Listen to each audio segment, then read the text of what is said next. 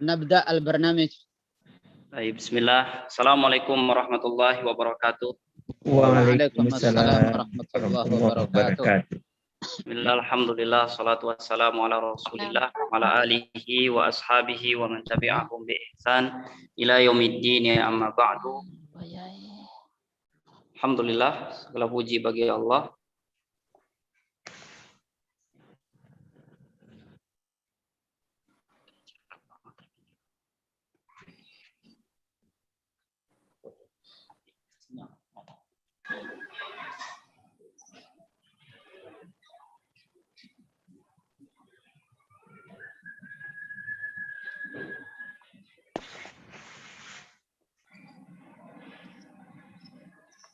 Kalau bermasalah dengan sinyal, pakai HP aja.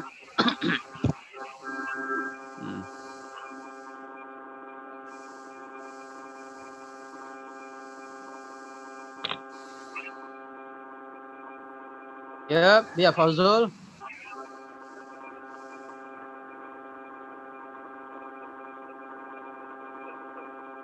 Bermasalah dengan HP-nya, dengan laptopnya?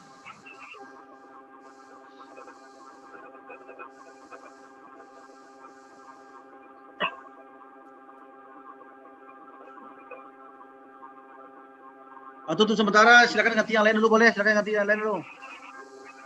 Ustaz Asrul, ganti dulu yang lain dulu.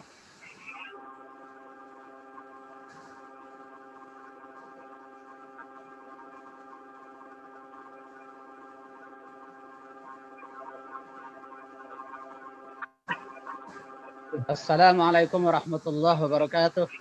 Waalaikumsalam warahmatullahi wabarakatuh. إن الحمد لله نحمده ونستعينه ونستغفره ونعوذ بالله من شرور أنفسنا ومن سيئات أعمالنا من يهده الله فلا مضل له ومن يضلل فلا هادي له. Yang pertama itu jelas apa? Bahan yang halal. لا إله إلا الله وحده لا شريك له وأشهد أن محمدا عبده ورسوله. اللهم صل وسلم وبارك على عبدك ونبيك ورسولك محمد وعلى آله وصحبه أجمعين. أما بعد، قال الله تعالى: يا أيها الذين آمنوا اتقوا الله حق تقاته ولا تموتن إلا وأنتم مسلمون. Yang sama-sama kita hormati Ketua Umum Daerah Rantau Minang, Buya Dr. Elva Hendri Mukhlis MA,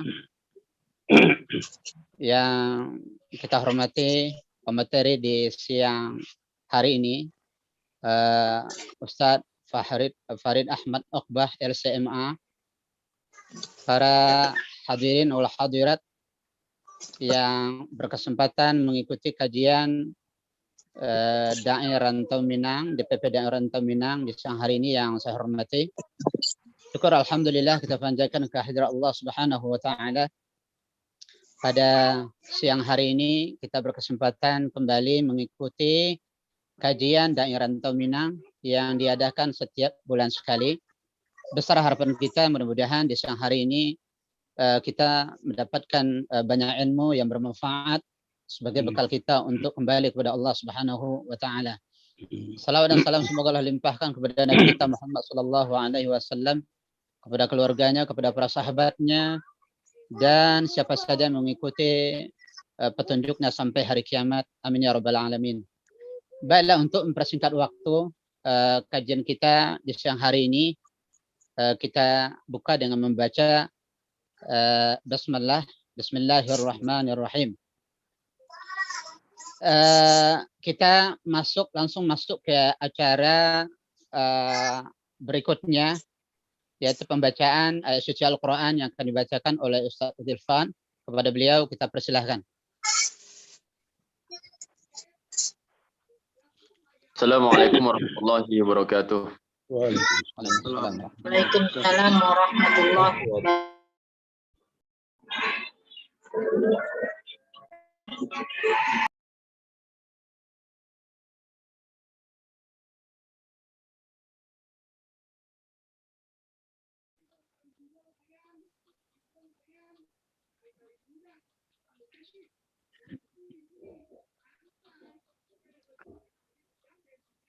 Bismillahirrahmanirrahim.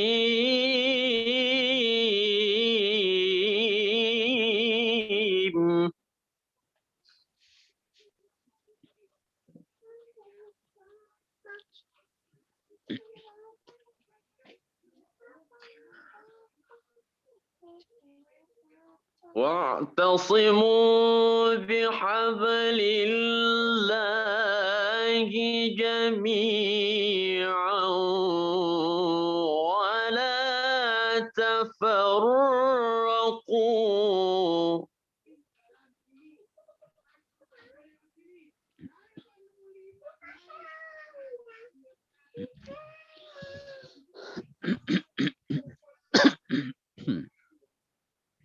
واذكروا نعمة الله عليكم إذ كنتم أعداء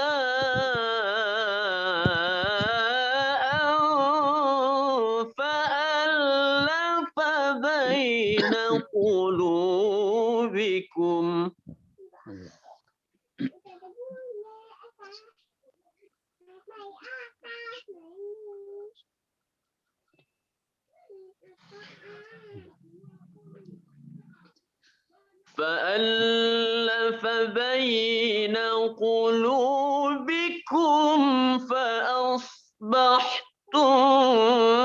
بنعمته إخوانا.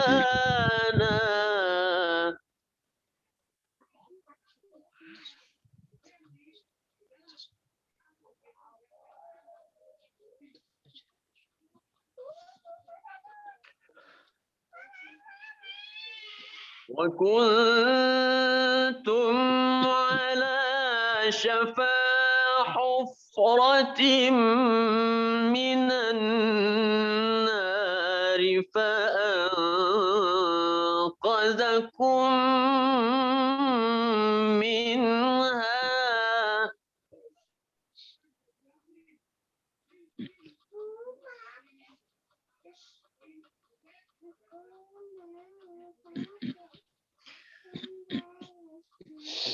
كذلك يبين الله لكم آياته لعلكم تهتدون.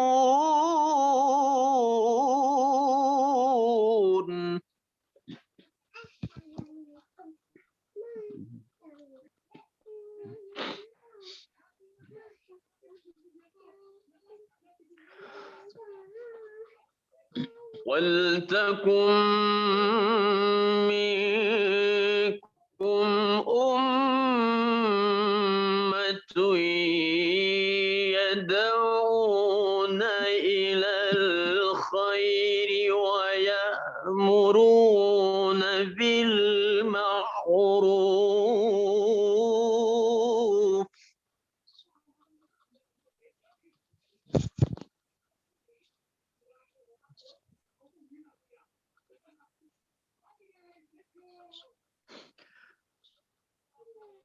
ويأمرون بالمعروف وينهون عن المنكر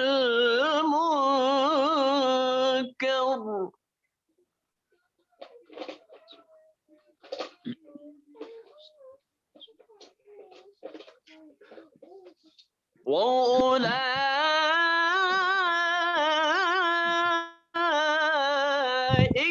هم المفلحون.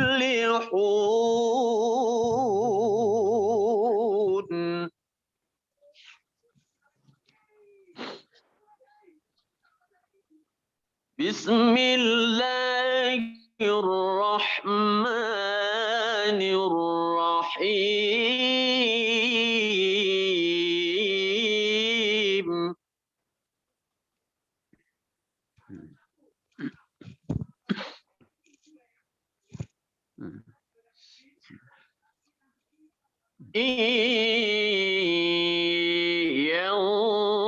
ينصركم الله فلا غالب لكم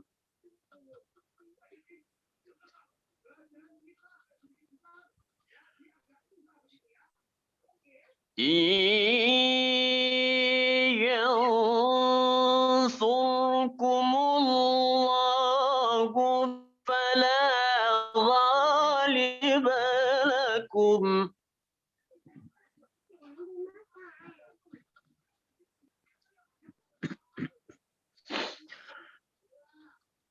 وإن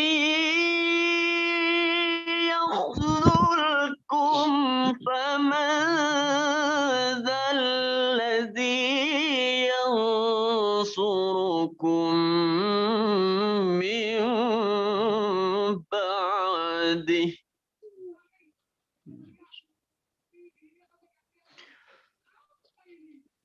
وعلى الله فليتوكل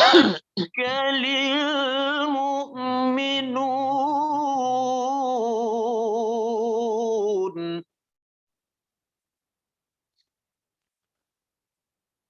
وعلى الله فليتوكل المؤمنون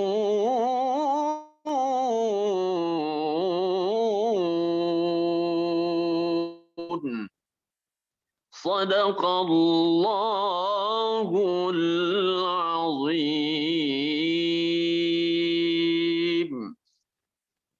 السلام عليكم ورحمة الله وبركاته Waalaikumsalam warahmatullahi wabarakatuh.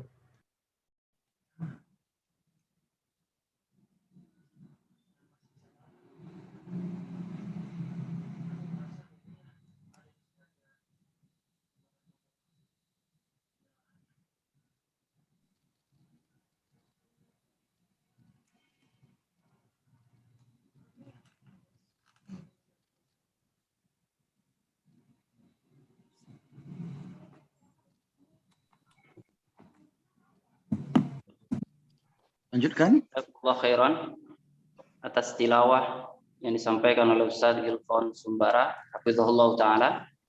Selanjutnya kita masuk pada acara sesi ketiga, sambutan dari Ketua Umum Dai Rantau Minang yang akan disampaikan oleh Buya Dr. Elva Henry Muflis MA, hafizahullah taala.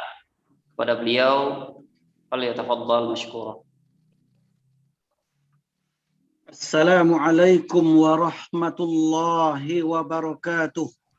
Waalaikumsalam warahmatullahi wabarakatuh. Innal hamdalillah nahmaduhu wa nasta'inuhu wa nastaghfiruh wa na'udzu billahi min sururi anfusina wa min sayyiati a'malina.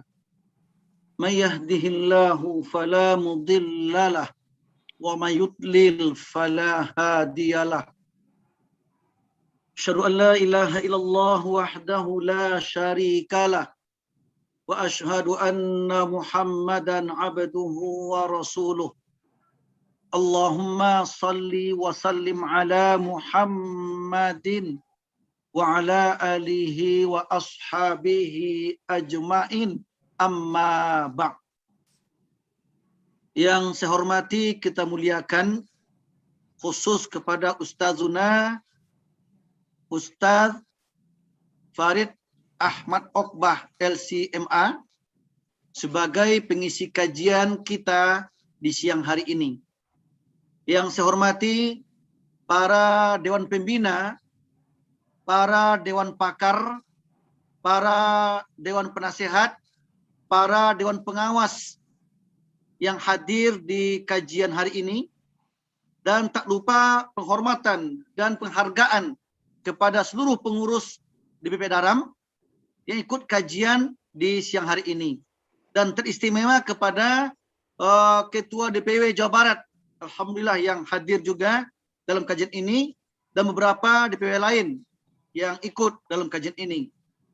Umumnya peserta kajian bulanan Daram yang hadir di siang ini, semoga hadirnya kita mendapatkan rahmat, keberkahan dan keridhaan dari Allah Tabaraka wa Ta'ala.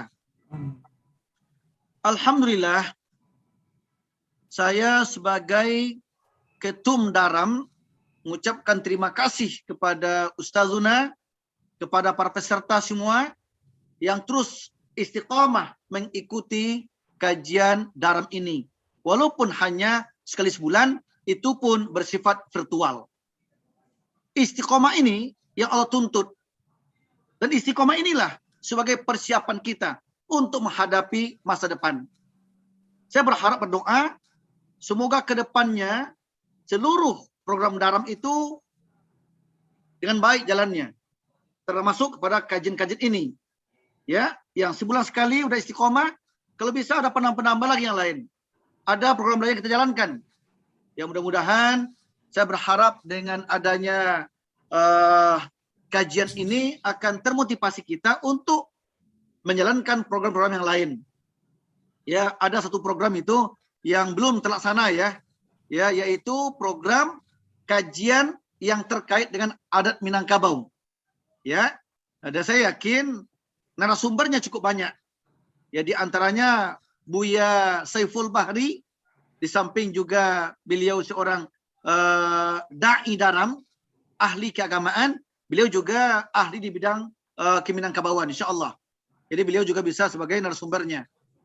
Buya Risman Mukhtar, itu juga pembina Daram, yang juga siap sebagai narasumber dari kajian tersebut. Jadi nanti ke depannya, di samping kajian bulanan ini, saya berharap nanti ada kajian yang lain, seperti kajian yang terkait dengan keminangkabauan, ya, atau dengan adat masyarakat syara, syarat sandikan kitabullah. Nah, ini harapan kita bersama. Dan untuk pada hari ini, kajian kita membahas tentang tema menyiapkan kekuatan umat. Nah, dan daripada dakwah, alhamdulillah telah maksimal mengusahakan mencari pakarnya untuk membahas tema ini. Dan alhamdulillah pada hari ini telah hadir Ustazuna, Ustadz Dr. Ustadz Farid Ahmad Oqbah LCMA sebagai narasumbernya. Nanti terkait dengan materi ini, silakan Ustadz menjelaskan panjang lebar apa saja yang perlu kita persiapkan tentang menghimpun kekuatan umat ini, baik untuk kemaslahatan umat ke depannya ataupun untuk melemahkan musuh-musuh ke depannya. Nah, untuk itu saya berharap semoga kajian ini sangat berguna untuk kita semuanya. Dan nanti seperti biasa, setelah kajian selesai, tentu nanti kita adakan dialog interaktif ya, diskusi sama Ustadz Farid ini. Terakhir, ada satu ayat yang perlu kita bahas nanti. Tentu Ustadz kita yang lebih tahu pembahasannya terkait dengan surah Al-Anfal ya. Surah 8 ayat yang ke-60 tentang perintah Allah untuk menyiapkan kekuatan kita untuk menghadapi musuh. Tentu nanti Ustadz kita yang akan menjelaskan panjang lebar tentang ini. Dari saya cukup demikian. Mari kita masuk kepada kajian Ustadz. Kita dengarkan bersama-sama. Semoga kajian ini berguna untuk kita semuanya. Lebih kurang mohon maaf. Assalamualaikum warahmatullahi wabarakatuh. Waalaikumsalam warahmatullahi wabarakatuh. Jazakumullah khairan atas paparan dari penyampaian dan sambutan dari Buya Dr. Elva Henry Muflis MA. Selanjutnya kita masuk pada acara kita yang keempat yang akan disampaikan oleh Ustadz Farid Ahmad Oqbah LCMA yang akan membahas tema menyiapkan kekuatan umat Islam. Pada Ustadz falyatafadhal masykuran. Bismillahirrahmanirrahim. Assalamualaikum warahmatullahi wabarakatuh. Waalaikumsalam warahmatullahi wabarakatuh. Alhamdulillah rabbil alamin. Wassalatu wassalamu ala asyrafil anbiya'i wal mursalin. Nabina Muhammadin wa ala alihi wa sahbihi ajma'in. Ya ayyuhalladzina amanu taqullaha haqqa tuqatih wa la tamutunna illa wa antum muslimun. Subhanaka la ilma lana illa ma 'allamtana innaka antal alimul hakim. Allahumma la sahla illa ma ja'altahu sahla wa anta taj'al hazna idza syi'ta salama ba'd. Alhamdulillah, bersyukur kepada Allah. Kemudian berterima kasih kepada Buya Dr. Elva Hendri beserta seluruh jajarannya, para pembina, para dewan pakar, para dewan pengawas, para pengurus, dan hadirin hadirat peserta kajian ini yang juga tadi saya dikontak dari Jogja, dirilis lewat televisi atau YouTube, saya nggak tahu. Tapi insya Allah ini sepertinya diikuti oleh banyak kalangan karena iklannya cukup meluas ya. Mudah-mudahan bermanfaat. Jadi sekalian, apa latar belakang munculnya judul ini? Di mempersiapkan kekuatan umat Islam, kita itu terasa miris dengan keadaan. Karena kita sudah merdeka 75 tahun, insya Allah Agustus depan ini sudah masuk 76 tahun. Tapi capaian dakwah yang kita lakukan selama merdeka sampai sekarang, sampai nanti Agustus ini, masih tersisa banyak hal yang harus kita tuntaskan. Ada sekitar 65% umat Islam yang belum bisa baca Quran, sesuai dengan data yang dirilis oleh Republika beberapa bulan yang lalu. Ya, di tingkat ekonomi juga mengalami banyak kemunduran, bahkan termarginalkan secara secara menyeluruh.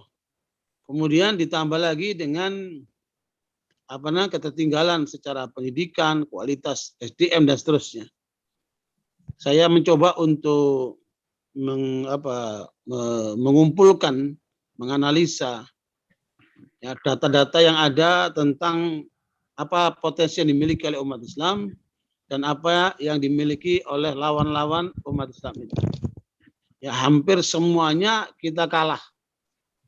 Ya, tetapi yang kita punya adalah Islam yang utuh itu. Nilai-nilai kebenaran yang datang dari Allah yang Allah sebutkan di dalam surat Al-An'am ayat 115, wa tammat kalimatu rabbika sidqan wa adla. Ya, seluruh kalimat-kalimat Tuhanmu yaitu Al-Qur'an dan Sunnah mengandung kebenaran dan keadilan. Itulah kekuatan yang kita miliki, sementara dari sisi ekonomi, politik, sosial, dan macam-macam yang lainnya, kita jauh dari kekuatan lawan-lawan kita. Nah, karena itu saya mencoba untuk mengajukan pertanyaan kepada para tokoh nasional, yaitu apa konsep tuan-tuan untuk membangun kekuatan umat Islam. Ternyata jawabannya itu sporadis dan tidak jarang itu parsial, sehingga mendorong kami untuk berpikir lebih dalam lagi, membandingkan dan mengumpulkan data, sampai alhamdulillah kami berhasil menulis buku. Ya, ini ada di tangan saya bukunya ini, judulnya Mempersiapkan Kekuatan Umat Islam, 279 lembar. Diterbitkan oleh penerbit Aqwam. Barangkali nanti peserta kalau mau memiliki buku ini silakan saja, bisa dipesan online ya lewat penerbit Aqwam. Alhamdulillah respon yang luar biasa dari berbagai kalangan, termasuk profesor, aktivis, dan para tokoh-tokoh yang ini insya Allah kita terus akan gulirkan agar teori-teori ini menjadi kenyataan. Di dalam tulisan saya ini ada 17 langkahnya lah untuk kita bagaimana membangun kekuatan umat ini agar menjadi kuat, apalagi bangsa Melayu kita ini ditunggu peranannya di tingkat dunia internasional. Saya sendiri menjadi anggota Persatuan Ulama Dunia yang saya banyak mendengarkan dari paparan-paparan mereka, begitu besar harapan mereka kekuatan Islam ke depan akan muncul dari bumi Melayu. Ya, dan ini termasuk Indonesia, Malaysia, dan sekitarnya. Ya, dan pusat Melayu itu ada di mana itu? Ya, Riau, ya, Pekanbaru, ya, Riau, kemudian Sumatera Barat, ya, dan bagian-bagian lain dari bumi Indonesia ini. Nah, karena itu saya sekalian, Islam pernah berjaya di negeri Arab, ya, kemudian pernah berjaya di Spanyol, pernah berjaya juga di India, pernah jaya juga di Cina, ya, pernah berjaya di Turki. Nah, yang belum ini adalah bangsa Melayu ini. Sehingga karena itu kita mencari jalan bagaimana kemudian kita sebagai masyarakat Indonesia yang mayoritasnya bangsa Melayu ini bisa membawa Islam ke dunia internasional. Kita bangun peradaban untuk menyelamatkan umat manusia. Karena hakikat Islam ini diturunkan oleh Allah sesuai dengan penjelasan Allah pada surat As-Saff ayat yang ke-9. Saya berharap kajian ini tidak monoton tapi interaktif ya. Tolong dibantu untuk dibacakan terjemahannya. Kalau saya baca ayatnya nanti tolong dibawakan terjemahannya agar nanti terdengar suara lain ya. Yaitu surat As-Saff ayat yang ke-9. A'udzubillahi minasyaitonirrajim. Surat As-Saff ayat yang ke-9, silakan dibuka. Allah katakan, "Walladzi arsala rasulahu bil huda wa dinil haqqi liyudhhirahu 'ala ad-dini kulli walau karihal musyrikun." Silakan dibaca surat As-Saff ayat yang ke-9. Kita mulai dari ayat ini untuk kita bahas apa yang harus kita lakukan sebagai umat Nabi Muhammad SAW yang telah diberikan Allah berupa Al-Quran ini.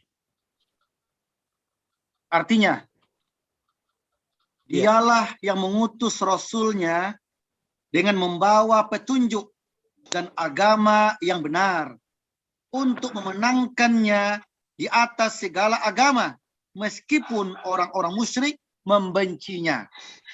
Barakallahu. Jadi tugas Nabi Muhammad yang diembankan kepadanya membawa misi Islam dan mempraktekannya dalam kehidupan nyata bukan sekedar rukun Islam, sholat, 2 kalimat syahadat, sholat, puasa, zakat dan haji. Tapi lebih daripada itu adalah bagaimana memenangkan Islam di atas semua agama. Meskipun orang-orang musyrik itu tidak suka. Hari ini menurut data global jumlah agama di dunia mencapai 4.300 agama. Ya, kemarin diumumkan dukungan oleh Menteri Agama terhadap Bahai. Padahal Bahai menurut Kepres yang dibatalkan oleh Soekarno dan kemudian dihidupkan lagi oleh Gus Dur itu berupa organisasi bukan atas nama agama. Ini kesalahan yang harus diluruskan. Ya, Bahai ini bagian daripada agama dalam versi mereka. Tapi yang tertulis dalam Kepres itu adalah sebagai organisasi. Saya sudah berkunjung ke negeri Israel dan menyaksikan langsung markas yang cukup besar dan indah yang dibuat oleh Yahudi buat Bahai ini. Adanya di Haifa. Haifa negeri Israel sana. Nah, di dunia ini ada 4.300 agama yang diakui oleh Allah cuma satu. Ya, baik agama Islam yang pernah dibawa oleh para nabi-nabi yang lalu, yang diutus kepada umatnya masing-masing, ataupun Islam yang sudah disempurnakan dan menjadi universal oleh Nabi Muhammad SAW, wa ma arsalnaka illa rahmatil alamin, merupakan satu kesatuan yang tidak terpisahkan menjadi Islam yang pernah diturunkan oleh Allah kepada seluruh para nabi ditutup dengan Nabi Muhammad SAW, yang itu merupakan ajaran universal yang kemudian kita sebagai umatnya harus kemudian mengimplementasinya dan sekaligus memperjuangkannya untuk menangkan agama Islam ini di atas semua agama. Karena Allah mengatakan di dalam surat Al-Imran ayat 19, "Inna dina 'indallahil Islam." Ya, silakan dibaca.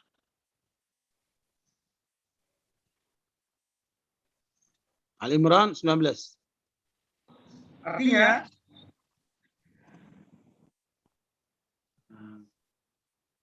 ya silakan. sesungguhnya agama di sisi Allah ialah Islam. Tidaklah berselisih orang-orang yang telah diberi kitab kecuali setelah mereka memperoleh ilmu, karena kedengkian di antara mereka.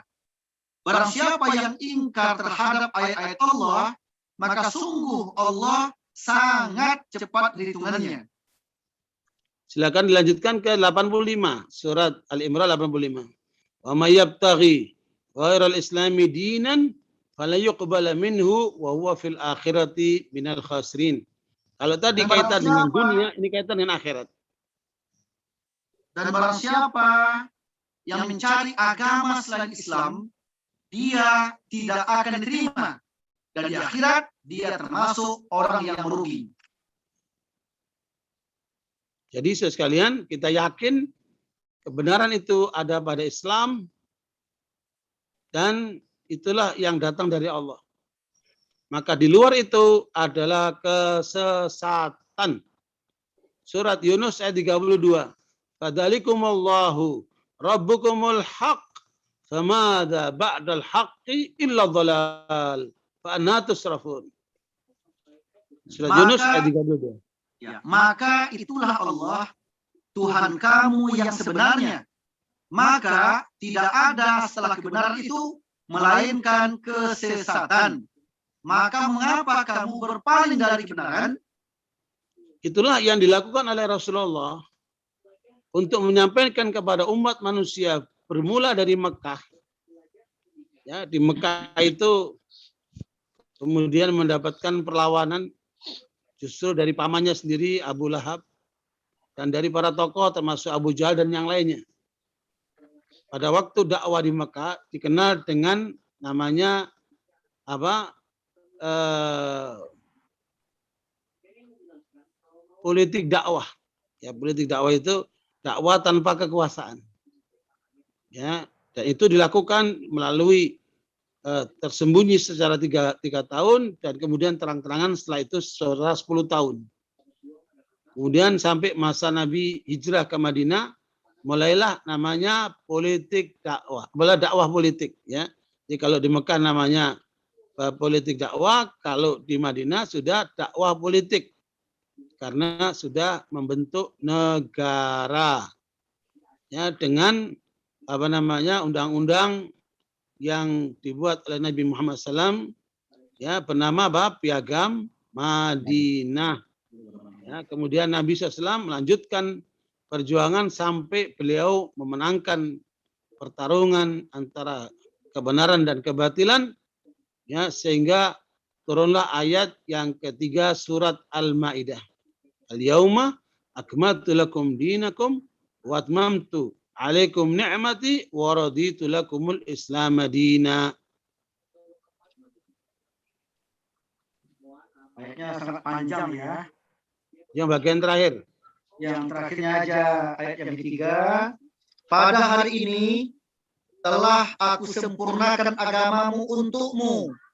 Dan telah aku cukupkan nikmatku bagimu. Dan telah aku ridhoi Islam sebagai agamamu. Sempurnanya Islam dan nyatalah dalam realitas, dan Nabi mengatakan la dinani fil jazirah Arabiyah, tidak boleh ada dua agama di jazirah Arabia.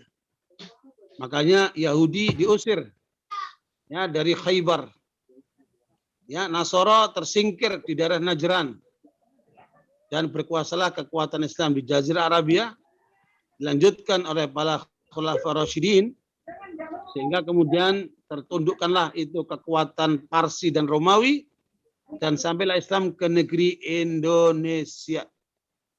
Menurut Pak Hamka, ya, tokoh Sumatera Barat dan tokoh umat Islam Indonesia yang diakui oleh dunia, dan ini kebanggaan bagi Sumatera Barat, Pak Hamka rahimahullah berpendapat bahwa Islam sampai ke Indonesia pada masa sahabat. Hanya belum jelas sahabatnya siapa, apakah Utsman radhiyallahu anhu ataukah pada masa Muawiyah radhiyallahu anhu. Saya kuat dugaan itu terjadi pada masa Muawiyah radhiyallahu anhu karena waktu itu terjadi pengembangan perkapalan sehingga sampailah perjalanan ke Tiongkok melalui Indonesia. Nah, menyebarlah Islam di Indonesia, menyebar Islam di Tiongkok karena upaya-upaya para dai itu, sehingga kemudian Islam berjaya menguasai dunia. Wartabikum, kemudian Islam berkembang sampai ke Spanyol. Ya, begitulah seterusnya. Ikhwan barakallahu, pertanyaannya, bagaimanakah kekuatan yang dibentuk oleh Rasulullah sehingga memenangkan pertarungan Islam dalam catur pergolakan dunia itu? Dan kita sebagai pengikutnya tentunya berusaha untuk mengikuti jejak itu, agar kemudian kita ikut memenangkan pertarungan ini. Dan yang sekarang kenyataannya kita masih jauh dari harapan. Ya, hampir semua dunia Islam dijajah oleh Barat, kecuali Saudi Arabia karena di sana ada Mekah dan Madinah. Setelah kekalahan umat Islam di Spanyol 1492, ya, kemudian Cordoba dan seluruh wilayah di Spanyol diambil oleh kaum Krejani, ya, kemudian 1511 mulailah Portugis menjajah Malaka, dan kemudian hampir seluruh dunia berikutnya dijajah oleh Barat, oleh Eropa itu. Ya, dan tahun 1493 masuklah Christopher Columbus ke Amerika, ditemukanlah benua Bahamas yang ada di Amerika itu, kemudian mereka mengembangkan ajarannya di sana. Jadi sekalian Amerika itu ditemukan menurut versi mereka itu setelah kekalahan umat Islam, di mana Isabel yang telah mengutus Christopher Columbus untuk dengan perombongannya menjelajahi benua Amerika, dan ditemukanlah Bahamas, dan kemudian mereka mengembangkan ajaran Kristennya di sana. Barakallahu sekalian, pelajaran penting bagi kita. Ya, mengapa kekuatan umat Islam yang begitu hebat ternyata dikalahkan oleh seorang Isabel dengan pasukannya. Dan menurut hasil penelitian para ahli, termasuk para pakar sejarah, minimal ada 3 penyebab utamanya. Yang pertama, umat Islam, terutama para tokohnya, para pemimpinnya, adalah mulai menjauh dari ajaran Islam. Yang kedua, terjadi perpecahan yang luar biasa akut antara satu rombongan atau tokoh Islam dengan yang lainnya. Dan yang ketiga, tenggelam dengan kemewahan dan kemaksiatan. Itulah 3 pokok yang bisa menghancurkan suatu bangsa, satu kekuatan, ya, yang dialami oleh peradaban umat Islam yang masa lalu, dan tentunya kita harus menghindari semua pola itu. Makanya kita mau lihat konsep apakah yang diajarkan oleh Allah kepada Nabi Muhammad untuk membangun kekuatan umat ini dalam rangka mengalahkan musuh-musuhnya. Hal itu diungkapkan oleh Allah di dalam surat Al-Anfal ayat 45 dan 46. Inilah yang harus kita ambil, kita sebagai penerus perjuangan Islam untuk memenangkan Islam. Ya, meskipun tadi sudah disebutkan oleh Buya Elvi tentang perintah untuk menyiapkan kekuatan dalam surat Al-Anfal 60, wa'idu lahum mastata'tum min quwwatin wa min ribatil khaili turhibuna biha aduwallah wa aduwakum, persiapkanlah untuk kalian kekuatan, ya, untuk mengalahkan musuh-musuh Allah dan musuh kalian. Ya, kekuatan di sini Rasulullah SAW menafsirkannya dengan memanah, ala inna quwwat ram. Ya, kemudian ada mastata'tum min quwwatin wa min ribatil khail, kemudian berkuda. Ini adalah satu pola membangun kekuatan secara fisikly bagi umat Islam, ya, tetapi itu bagian yang nampak bagi kita mudah lah itu. Tetapi justru yang tidak nampak, dan ini yang kurang mendapat perhatian banyak orang dari kalangan umat Islam, yang kurang dipersiapkan dengan benar, yaitu kekuatan mental. Nah, kekuatan inilah yang akan kita gali, mental apa yang harus kita miliki di dalam upaya untuk memenangkan Islam ini bagi para kader-kader Islam. Silakan lihat surat Al-Anfal ayat 45-46. Allah katakan, ya ayyuhalladzina amanu idza laqitum fi'atan fathbutu wadhkurullaha katsiran la'allakum tuflihun wa ati'ur rasula wa ati'ullaha wa rasulahu wa la tanaza'u fatafshalu wa tadhhaba rihukum wasbiru innallaha ma'as sabirin. Silakan dibaca terjemahnya. Wahai orang-orang yang beriman, apabila kamu bertemu pasukan atau musuh, maka berteguh hatilah dan sebutlah nama Allah sebanyak-banyaknya. Artinya, berzikirlah dan berdoalah agar kamu beruntung. Dan taatilah Allah dan Rasulnya. Dan janganlah kamu berselisih yang menyebabkan kamu menjadi gentar dan kekuatanmu hilang. Dan bersabarlah, sungguh Allah beserta orang-orang yang sabar. Saya melihat kekuatan umat Islam secara real itu luar biasa. Tetapi banyak para tokohnya yang tidak memahami konsep bagaimana memenangkan pertarungan. Maka karena itu, ayo kita pelajari di 2 ayat ini sebagai panduan mental untuk menang. Jadi kita para pejuang Islam ini harus memiliki mental pemenang. Bukan sekadar mental bertarung, tapi harus mempunyai mental pemenang. Ada 5 langkahnya yang Allah ajarkan kepada kita, kepada umat Muhammad SAW. Yang pertama, fathbutu, teguhlah. Ini adalah kekuatan mental. Ya, diterangkan oleh Imam As-Safarini dalam kitab Ghidhaul Albab. Kekuatan mental itu ada di 5 hal. Ya, yang itu beliau sebutkan sebagai benteng umat Islam. Yang pertama adalah kekuatan iman, benteng keimanan. Ini merupakan benteng yang berasal dari emas yang berusaha untuk dicuri oleh musuh-musuh Islam dengan pola penyesatan dan pemurtadan. Karena itu jaga iman umat Islam. Jangan sampai mereka disesatkan atau dimurtadkan. Ya. Karena itu kalau sampai terjadi pemurtadan, Allah akan ganti orang-orang itu dengan umat yang lainnya. Surat Al-Maidah ayat 54. Ya ayyuhalladzina amanu may yartadda minkum an dinihi wa sawfa ya'ti Allahu biqaumin yuhibbuhum wa yuhibbunah. Adillatin 'alal mu'minin, 'izzatin 'alal kafirin, yujahiduna fi sabilillah wa la yakhafuna laumata la'im. Dzalika fadlullahi yu'ti man yasha wallahu wasi'un 'alim.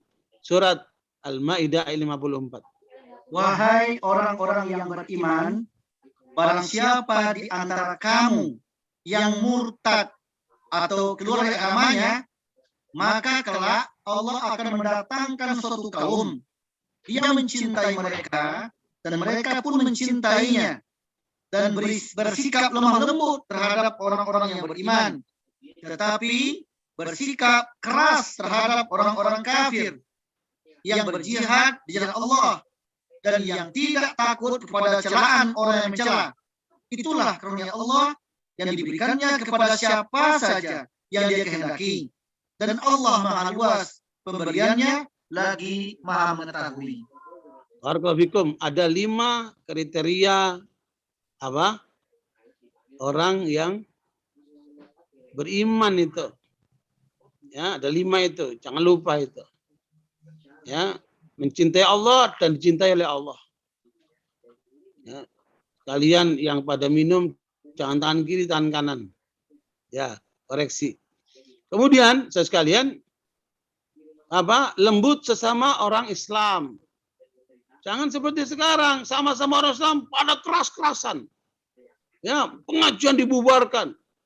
Permusuhan antara para dai. Ini apa? Itu menyalahi Al-Quran itu. Kalau kalian benar, maka kalian tidak berbuat seperti itu sesama orang Islam. Allah katakan berkasih sayang itu. Tetapi tegas kepada orang kafir. Ini banyak orang Islam sama orang kafir lemes. Gereja dijagain.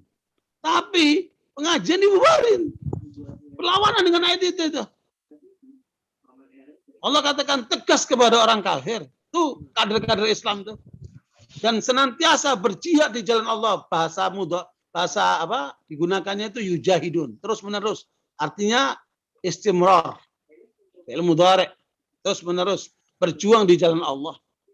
Wala yakhafuna laumata laim, dan tidak takut kepada celaan orang yang mencela. Itulah sikap orang beriman yang harus kita kawal, bentengnya itu, keimanannya itu. Satu.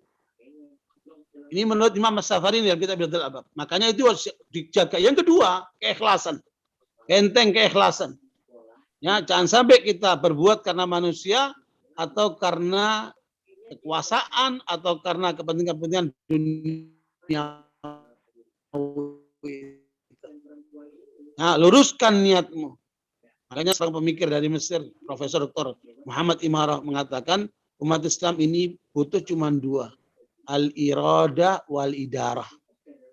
Al-irada itu berarti menata apa? Hati, menata kalbu. Ya, menata niat. Dan al-idarah memanage kekuatan yang ada. Itu yang diperlukan oleh umat hari ini, kata beliau.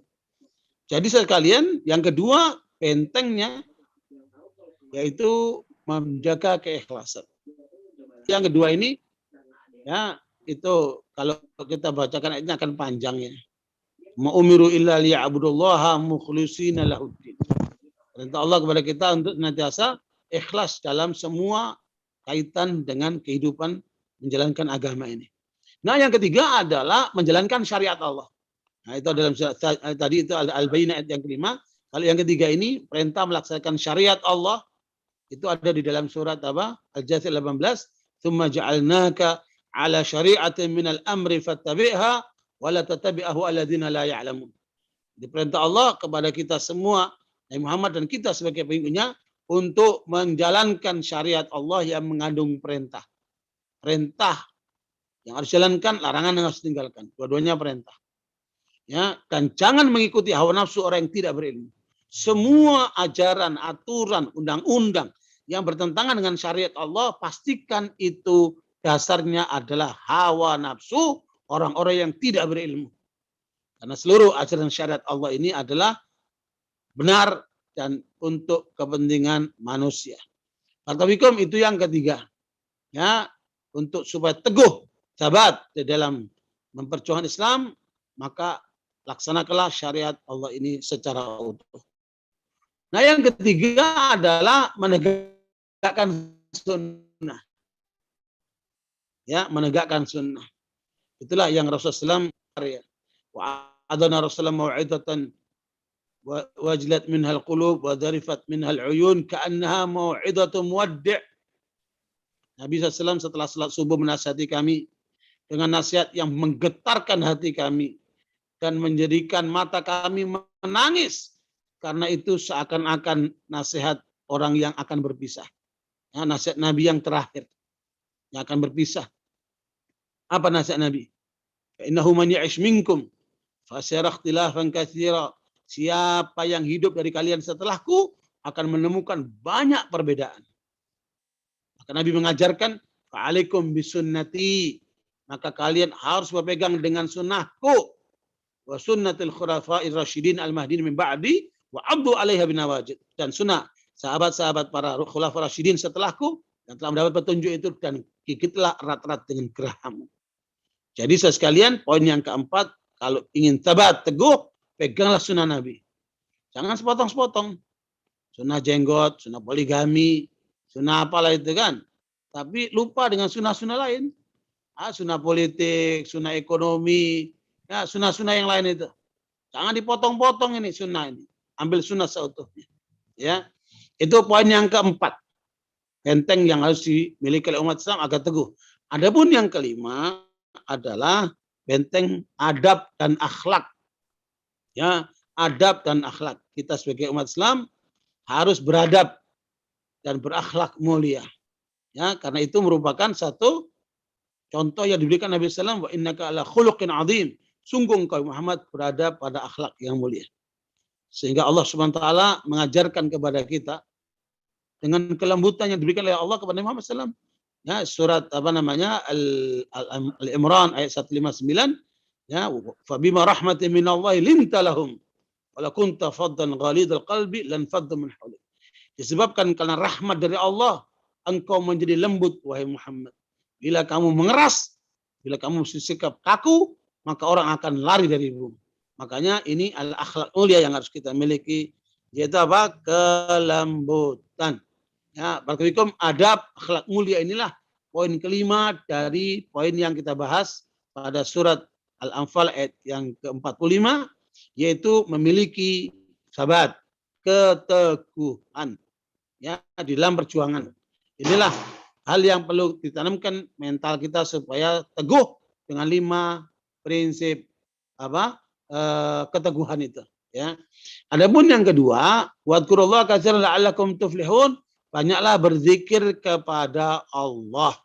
Ya, zikir kepada Allah ini ada 7 kata Ibnu Hajar dalam kitab Fathul Bari. Silakan dicatat secara cepat saja karena waktu kita terbatas ya, bahwa zikir itu ada 7 modelnya. Itu tertuang di dalam kitab Fathul Bari dari Imam Ibnu Hajar rahimahullah.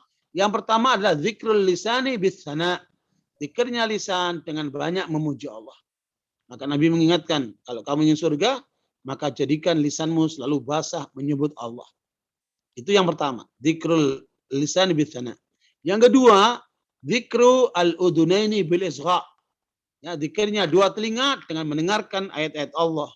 Ya, baik Al-Qur'an ataupun penjelasan Al-Qur'an atau ayat-ayat Allah yang lainnya. Nah, kemudian yang ketiga, wa dzikrul ainaini bil buka.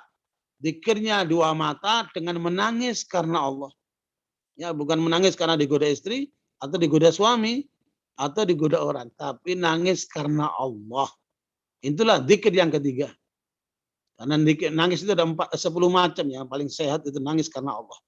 Nah, yang keempat, wa dzikrul yadaini bil ata. Zikirnya 2 tangan dengan suka memberi, suka membantu orang. Itu zikirnya 2 tangan. Kemudian yang kelima, wa dzikrul badani bil wafa. Zikirnya anggota tubuh dengan menggunakannya untuk taat kepada Allah. Ya, jangan gunakan tubuh kita untuk maksiat kepada Allah, karena semua akan menjadi saksi bagi diri kita. Ya, al-yauma nakhtimu ala afwahihim wa tukallimuna aydihim wa tashhadu arjuluhum bima kanu yaksibun. Nanti di akhirat ya, semua mulut ditutup yang akan bersaksi adalah tangan kita, kaki kita, dan kulit kita dan seterusnya. Barakallahu itu poin zikir yang kelima. Yang keenam, zikrul qalbi bil mahabbati wal khaufi wal raja.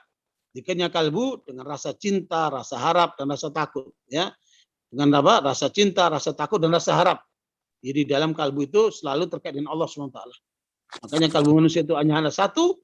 Ya, kalau kalbu itu kata Ibnu Mas'ud terpalingkan dari Allah, maka tersesatlah kalbu itu. Makanya kalbu itu hanya 1, hanya boleh tertuju kepada Allah. Adapun yang ketujuh adalah zikrul ruhi bil taslimi wa ridha. Zikirnya ruh dengan pasrah kepada Allah.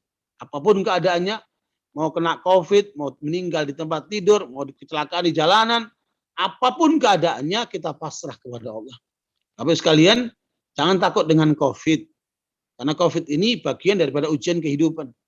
COVID ini hanya tertuju kepada 2 manusia. Nah, kemarin saya sudah sampaikan dalam kajian namanya bagaimana menghadapi COVID dengan senyuman. Ya, COVID itu punya alamat. Alamatnya hanya tertuju ke 2 orang, 2 jenis manusia. Yang pertama untuk orang yang baik. Kalau COVID menimpa orang baik, maka itu berarti pengampunan bagi orang itu. Ya, penghapusan dosa bagi orang itu dan mengangkat derajat orang itu. Kalaupun mati, matinya syahid. Terus apa yang ditakutkan? Makanya nggak usah khawatir dengan COVID. Kita lakukan asbab, ya pakai masker, cuci tangan dan sebagainya itu, prokes itu, tapi jangan takut. Karena kematian COVID terbesar karena ketakutan yang berlebihan. 64 pasien mayat yang meninggal di Jerman yang diindikasikan karena COVID itu diotopsi, dibongkar oleh para ahli di sana. Tidak satu pun meninggal karena COVID, tetapi mereka meninggal karena ketakutan yang berlebihan. Kalau Bapak Ibu orang baik, jangan takut. Ya, hadapin itu. Ya, kalau masih ada nyawanya, lawan itu COVID. Ya, dengan segala daya dan upaya supaya sembuh. Tetapi ingat, idza maritu fahuwa yashfin. Kalau aku sakit, Allah yang menyembuhkan. Bukan dokter, bukan obat, bukan rumah sakit. Ya, itu langkah pertama. Artinya alamat pertama yang dituju oleh COVID itu kepada orang baik. Yang kedua, COVID akan menuju kepada orang jahat. Kalau orang itu jahat, maka itu hukuman bagi orang itu. supaya dia sadar bertobat kepada Allah kalau masih sehat, kalau masih apa? Hidup. Tapi kalau udah mati, udah selesai lah urusannya antara dia dengan Allah. Ya, makanya sekalian kita hadapi COVID dengan senyum. Ya, barakallahu. Tapi kalau siang-siang ini jangan dengan ngantuk. Siang-siang gini memang enaknya tidur ya, makanya jangan ngantuk. Saya ngomong agak keras dikit supaya pada melek itu. Ya, barakallahu. Poin sekarang yang kedua ya. Jadi dari ayat ke-45 itulah bagaimana supaya kita teguh, kemudian kita senantiasa berzikir kepada Allah dalam semua keadaan. Adapun ayat yang ke-46 surah Anfal untuk mental kita supaya kuat, yaitu apa? Wa ati Allah wa rasulah. Taatlah kepada Allah dan Rasulnya. Ya, taat kepada Allah dan Rasulnya. Maknanya apa, Bapak Ibu sekalian? Bahwa ketaatan kita kepada Allah dan Rasulnya itulah hakikat kehidupan. Surat Al-Anfal 24, silakan dibaca. Ya ayyuhalladzina amanu stajibu lillahi walir rasuli idza da'akum lima yuhyikum wa'lamu anallaha yahulu bainal mar'i wa qalbihi wa annahu ilaihi tuhsyarun. Surat Al-Anfal ayat 24. Wahai orang-orang yang beriman, penuhilah seruan Allah dan Rasul apabila dia menyeru kepada sesuatu yang memberi kehidupan kepadamu. Dan ketahuilah bahwa sesungguhnya Allah membatasi antara manusia dan hatinya. Dan sesungguhnya kepadanya lah kamu akan dikumpulkan. Saya teringat banget. Buya Dr. Muhammad Nasir itu paling banyak baca ayat ini. Ya, ternyata memang ayat ini dahsyat. Perhatikan sekalian. Seseorang sehebat apa kekayaannya, seterkenal apa dia namanya, ya kan? Sebanyak apa fasilitas hidup yang dia miliki, selama tidak taat kepada Allah dan Rasulnya, pasti hancur hidupnya di dunia maupun di akhirat. Saya sudah menyaksikan. Saya tinggal di Australia, saya kuliah di sana, saya hidup bersama mereka, saya tahu bagaimana kehancuran hidup mereka itu. Ya. Bahkan kalau Anda mau mendalami lagi, silakan baca buku Conan. Judulnya The Death of the West. The Death of the West. Itu ada PDF-nya. Ya, kematian bagi Barat. Ya, Conan ini penasihat 3 presiden Amerika. Dia memperkirakan Barat termasuk Amerika sedang menuju kepada kematiannya karena 2 hal. Yang pertama karena demografi. Perempuan-perempuan mereka tidak mau punya anak kecuali cuma 1 maksimal. Dan itu berarti akan terjadi kepunahan. Ya. Makanya di negara barat, Amerika, Eropa dan sekitarnya itu, ya, wanita-wanita mereka tidak mau punya anak kecuali cuma 1. Adapun kaum muslimin, muslimat, waduh anaknya banyak-banyak. Maka mereka akan menempati Eropa dan Amerika itu ke depan. Itu sudah ada statistiknya. Eropa itu 2050 akan menjadi wilayah muslim. Ya, mereka akan menuju kepada kemudahan. Mau tidak mau secara demografis. Yang kedua, mereka sedang menuju kepada kehancuran karena moralitas yang rusak. Karena narkoba, karena bunuh diri, karena macam-macam perilaku yang menyimpang di tengah mereka itu. Ya, LGBT dan sebagainya itu. Naudzubillah min dzalik. Barakallahu saya sekalian, makanya nggak usahlah kita itu ikut-ikutan ngikuti pola barat. Cuman saya sayangkan kenapa itu orang Sumatera Barat itu nama-namanya banyak ikut orang Barat itu. Ya, kalau saya ke Sumatera Barat itu kok nama-namanya banyak nama orang Barat itu. Saya tanya kenapa kok Muslimin namanya orang-orang kafir ini gimana ini? Oh dulu takut karena PRRI Pak Ustadz. Ya, sekarang udah nggak ada PRRI ganti itu namanya itu. Orang Muslim namanya Maradona. Orang Muslim namanya apa itu? Apa tuh? David. Ya, orang Muslim namanya apa itu? Apa? Messi. Apaan tuh? Ya, Muslim namanya yang bagus lah. Itu hak seorang anak mendapatkan nama yang bagus. Ya, barakallahu. Saya tidak berpanjang kata. Itulah sekalian kehidupan yang hakiki apabila kita taat kepada Allah dan Rasul. Kalau tidak, maka jalannya terbalik. Silakan lihat surat Al-Muluk ayat yang ke-22. Ya, afaman yamshi mukibban ala wajhi ahda amma yamshi sawiyan ala siratal mustaqim. Surat Al-Muluk ayat yang ke-22.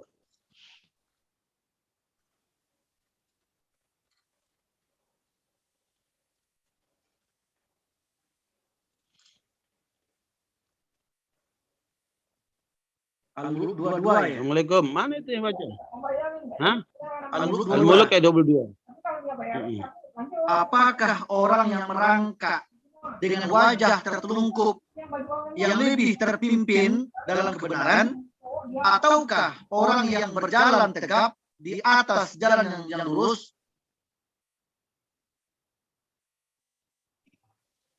Ya, Maksudnya apa itu? Orang-orang yang tidak mengikuti ajaran Rasulullah. Orang-orang yang tidak mengikuti ajaran Islam seperti orang jalan terbalik. Kaki di atas, kepala di bawah. Coba Anda jalan, kaki di atas, kepala di bawah.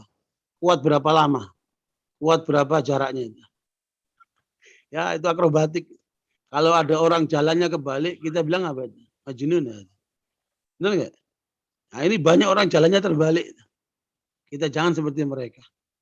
Nah, jalanlah normal. Kemana kita? Manusia semua sedang menuju Allah. Inna ilaina iyabahum, thumma inna alaina hisabahum. Semua kalian sedang menuju Allah. Detik, menit, jam, dan hari berkurang, maka jatah hari kita berkurang. Umur kita berkurang. Ya, kemana kita? Semua kita sedang menuju Allah. Makanya jangan berpaling dari Allah dan Rasulnya. Sebagaimana Allah ingatkan dalam surat Thaha 124-125. Faman a'rada an dzikri fa inna lahu ma'isyatan dhanka wa nahsyuruhu yaumal qiyamati a'ma. Qala rabbi lima hasyartani a'ma wa qad kuntu basira. Qala kadzalika atatka ayatuna fanasitaha wa kadzalika al-yauma tunsa. Dan barang siapa berpaling dari peringatanku, maka sungguh dia akan menjalani kehidupan yang sempit, dan kami akan mengumpulkannya pada hari kiamat dalam keadaan buta. Waalaikumsalam. Itulah keadaan orang yang berpaling dari ajaran Allah. Tidak mengikuti ajaran Rasulullah. Hidupnya pasti akan menderita. Meskipun duitnya banyak, rumahnya mewah, ya, ataupun yang lainnya fasilitas hidup itu. Di akhirat mereka akan dikirim dalam keadaan buta, naudzubillah min dzalik. Makanya hidup mereka itu kalau kita lihat Al-Qur'an tidak ubahnya seperti binatang ternak. Ya, ringkasnya begitu. Makanya kita ikuti Allah dan Rasulnya supaya kita merasakan kehidupan yang hakiki, kebahagiaan yang kita akan rasakan di dunia sampai di akhirat. Itu poin yang ketiga. Dari ayat ke-46. Lanjutnya, wala tanaza'u fatafshalu wa tadhhabu rihukum. Ya, sesuai tadi dibacakan oleh qari kita, wa'tasimu bihablillahi jami'ah. Jangan kita berpecah belah. Jangan kita bermusuhan. Jangan kita kemudian berselisih sampai kepada pertikaian. Karena itu akan melemahkan kalian. Antum lihat sekarang ini. Perbedaan di antara umat Islam tidak jarang sampai kepada permusuhan. Sampai kepada pertikaian. Sampai kepada saling mengingkari satu sama lain. Itu tidak muncul kecuali dari hawa nafsu. Mungkin karena hasad, mungkin karena perebutan kepentingan, mungkin karena faktor-faktor yang lainnya. Duniawi semua itu. Makanya jangan berpecah belah. Karena itu akan melemahkan kekuatan kalian. Itu nasihat Allah kepada kita semuanya agar kita menang, ya, menjadi satu kekuatan. Makanya bangun silaturahmi. Ya, saya sangat salut sekali dengan ikatan dai Minang Serantau ini. Mudah-mudahan teman-teman dari kelompok lain juga membuat seperti ini. Ya, karena waktu saya di Australia, saya menemukan komunitas-komunitas Minang, komunitas Aceh, komunitas Jawa, komunitas-komunitas itu. Tapi programnya beda-beda. Ya, tapi kalau semua mengarah untuk memenangkan Islam, insya Allah akan jadi kekuatan. Ya, inilah yang harus kita bangun. Nah, poin yang terakhir, yang kelima, wasbiru innallaha ma'as sabirin. Bersabarlah, sesungguhnya Allah bersama dengan mereka yang sabar.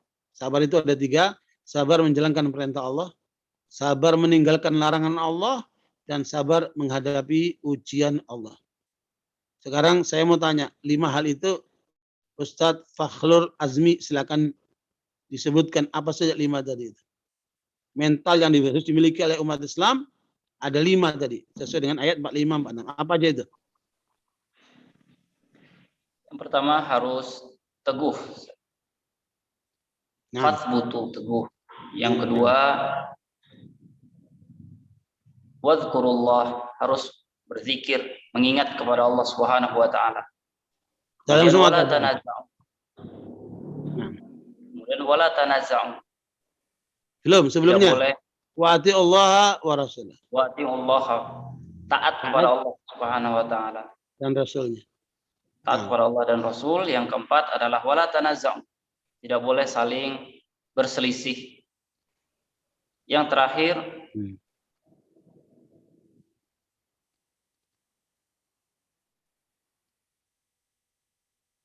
wasbiru. wasbiru, harus sabar. Yang terakhir apa? Ya, sabar. Sabar. Kita itu perlu sabar. Enggak ada pengusaha yang sukses tanpa sabar. Tidak ada dokter spesialis yang hebat tanpa sabar. Ya, tidak ada profesor yang hebat tanpa sabar. Tidak ada ulama yang hebat tanpa sabar. Tidak ada ibu-ibu yang hebat tanpa sabar. Ya, semua hidup ini butuh kesabaran. Ya, seorang yang jadi doktor S3 aja mulai dari TK, SD, SMP, SMA sampai doktor itu butuh kesabaran. Seorang pengusaha dari mulai dia dagang di depan jalanan sampai dia punya toko sampai dia punya banyak perusahaan. Sabar. Ya, begitulah seterusnya. Ya, apalagi dalam memperjuangkan Islam harus sabar, jangan emosional. Ya, begitulah nasihat Allah kepada kita supaya kita semua memiliki mental itu, 5 mental itu. Barakallahu sekalian, inilah yang ditanamkan oleh Allah kepada Nabi Muhammad dan para sahabat anhum, yang kemudian kesimpulannya ada 5. Ya, kesimpulannya ada 5 yang dipraktikkan oleh para sahabat sebagaimana disampaikan Imam Al-Auza'i, khamsun kana alaihi ashabun Nabi sallallahu alaihi wasallam. 5 hal yang menjadi panduan perjuangan para sahabat Islam. Jadi ini aplikasinya. Jadi kalau itu tadi teorinya, aplikasinya apa ini? 5 kata para sahabat yang dididik oleh Rasulullah SAW. Yang pertama, luzumul jamaah, menjaga kesatuan berjamaah, jamaah sholat, jamaah Jumat, jamaah umat, jangan berpisah dari umat ini, jangan berpisah dari jamaah. Wa inna ma ya'kulu dhi'bu al-ghanam al-qasiyah, kata Rasulullah, serigala akan menyerang apabila kambing itu sendirian. Maka jangan berpisah dari umat ini. Satukan umat, rangkul umat, kuatkan umat. Ini satu langkah pertama aplikasinya. Ya, yang kedua, ittiba'us sunnah, tegakkan sunnah. Ya, sekali lagi jangan sunnah cuma poligami aja. Ya, sunnah dalam arti menyeluruh. Ya, sunnah pribadi, sunnah keluarga, sunnah bermasyarakat, sunnah bernegara, sunnah berpolitik, semua itu sunnah itu. Nah, hidupkan sunnah Nabi itu. Nah, karena itu rinci. Adapun yang ketiga adalah tilawatul Quran. Dekat dengan Al-Quran, baca Quran, pahami Quran, ya, amalkan Quran, dakwakan Quran. Khairukum man ta'allamal Qur'ana wa 'allama. Sebaik-baik kalian yang belajar Al-Quran dan mengajarkan Al-Quran. Ini yang ketiga. Yang keempat, imaratul masajid, memakmurkan masjid-masjid. Ya, masjid-masjid kita ini banyakkan hanya sebatas untuk sholat. Ayo hidupkan itu pengajian. Hidupkan masjid menjadi pusat gerakan sosial. Jadikan masjid pusat untuk ekonomi. Bukan berarti dagang di masjid. Tapi masjid menjadi pusat penggerak pasar-pasar halal. Ya, bagaimana itu menggerakkan umat lewat masjid supaya mereka membuat pasar halal. Sekarang sudah ada pengadilan syariah. Sudah ada bank syariah, sudah ada hotel syariah. Perlu ke depan membuat pasar-pasar syariah. Apalagi para pedagang dari Sumatera Barat itu banyak pedagang. Dorong mereka untuk bikin pasar syariah. Mulai itu di Sumatera Barat untuk bikin pasar syariah. Saya kalau ketemu sama Ustadz Maheldi, saya akan bisikin dia. Dorong dia untuk bikin itu pasar syariah di Sumatera Barat itu. Buat jadi percontohan kepada wilayah lain. Umat kita siap untuk melaksanakan pasar syariat. Saya udah uji coba kemana-mana. Saya memang orang Jawa Timur. Tapi bagi saya Sumatera Barat itu kampung saya kedua. Makanya saya sering ke sana. Karena Sumatera Barat itu benteng umat Islam. Makanya harus dikasih contoh. Ya, bahkan saya difasilitasi oleh wali kota Bukit Tinggi untuk bertemu dengan 400 ulama dan nenek mama untuk dialog dengan mereka selama 2 hari. Ya alhamdulillah saya lihat luar biasa semangat tokoh-tokoh kita di Sumatera Barat. Tinggal konsepnya ini. Ayo dorong supaya berdiri pasar syariah atau pasar halal di Sumatera Barat, dan ini harus dipelopori oleh para pengusaha, para pedagang-pedagang yang di-backup oleh Dewan Syariah ya dari Buya Elvi dan sebagainya. Barakallahu itu hal yang penting untuk diingatkan supaya barakallahu kita makmurkan masjid-masjid. Bahkan tagline kita adalah dari masjid kita bangkit, dari masjid kita akan mengurus negara. Ya, karena orang-orang yang jauh dari masjid itulah yang koruptor, ya itulah yang kemudian membuat kerusakan-kerusakan di muka bumi ini. Kembalikan ke masjid, insya Allah semuanya akan jadi bagus. Ya, poin keempat dari gerakan lapangan para sahabat memakmurkan masjid-masjid. Adapun yang kelima, yaitu jihad fisabilillah. Itu perintah Allah dalam surat Al-Hajj ayat 78. Silakan dibaca, perintah itu bukan anjuran tapi perintah. Wajahidu fillahi haqqa jihadi wastabakum wa ma ja'ala 'alaikum fid dini min haraj millata abikum Ibrahim dan seterusnya. Silakan dibaca.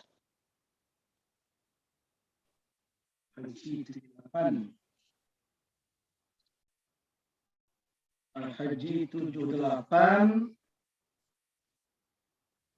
Al-Hajj 78. Ya. Dan berjihadlah kamu di jalan Allah dengan jihad yang sebenar-benarnya. Dia telah memilih kamu dan dia tidak menjadikan kesukaran untukmu dalam agama. Ikutilah agama nenek moyangmu Ibrahim. Dia Allah telah menamakan kamu orang-orang muslim sejak dahulu. Dan begitu pula dalam Al-Quran ini, agar Rasul Muhammad itu menjadi saksi atas dirimu dan agar kamu semua menjadi saksi atas segenap manusia. Maka dirikanlah salat, tunaikanlah zakat, dan berpegang teguhlah kepada Allah. Dialah pelindungmu, dia sebaik-baik pelindung dan sebaik-baik penolong.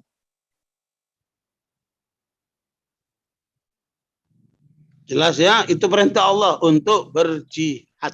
Dan itu diperhatikan oleh Rasulullah SAW. Ya, dalam ayat itu diterangkan oleh Ibnu Katsir dan yang paling rinci disampaikan oleh Ibnu Qayyim dalam kitab Zadul Ma'ad juz 3. Silakan nanti dirujuk ke sana. Rincian jihad yang dilakukan oleh Nabi SAW selama beliau hidup ada 13 tahapan.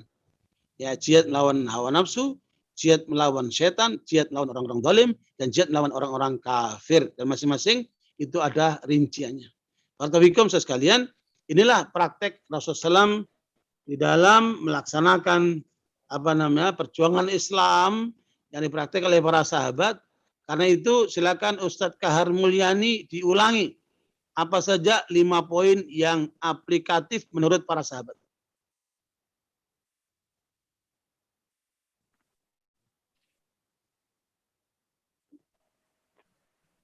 Ustadz Kahar dengar? Kalau enggak Bupi silakan Bupi. Bupi 5 poin aplikatif yang diperhatikan oleh para sahabat untuk memenangkan Islam. Apa itu Bupi?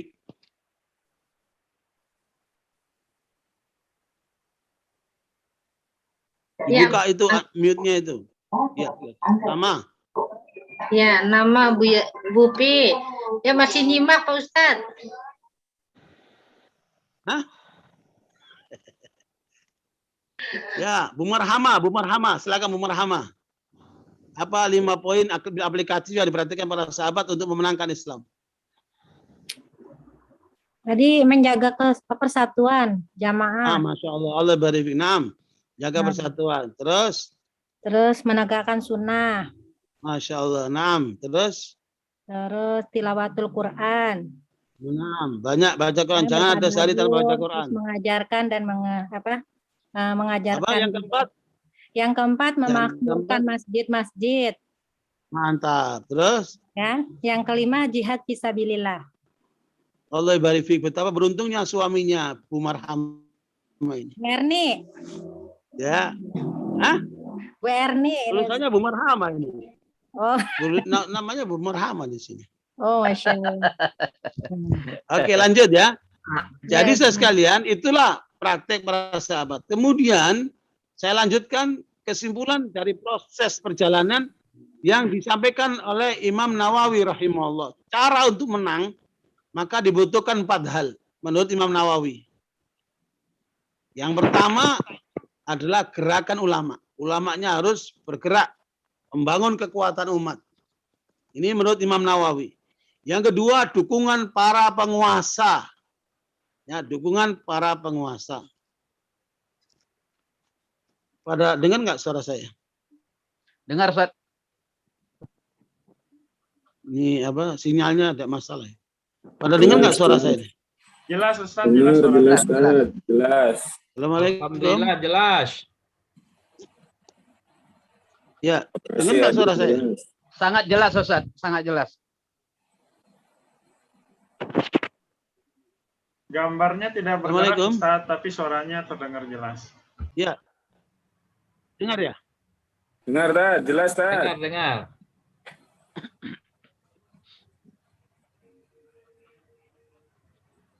Cuma gambarnya terputus-putus.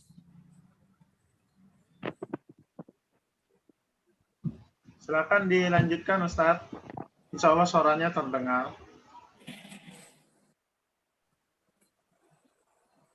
Putus ya?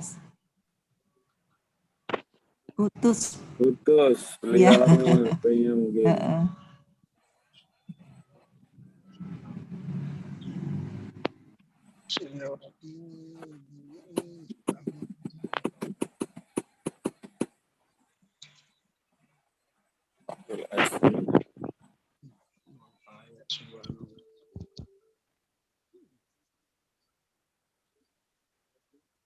Ada nyambung lagi? Masih imun Ustaz? Ya.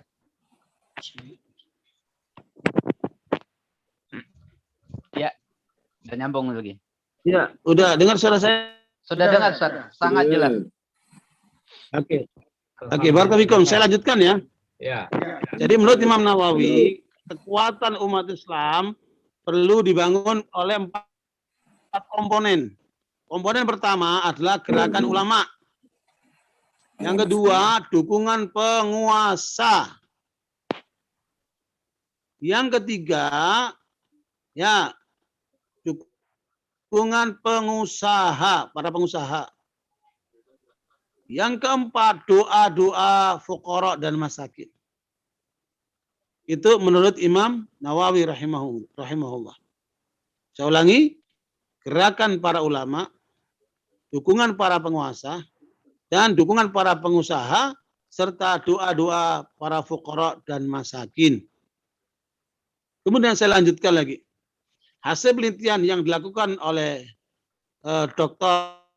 Majid Kailani terhadap kekuatan Salahuddin Al-Ayyubi, mengapa berhasil mengalahkan kekuatan salibis, beliau menemukan 3 hal.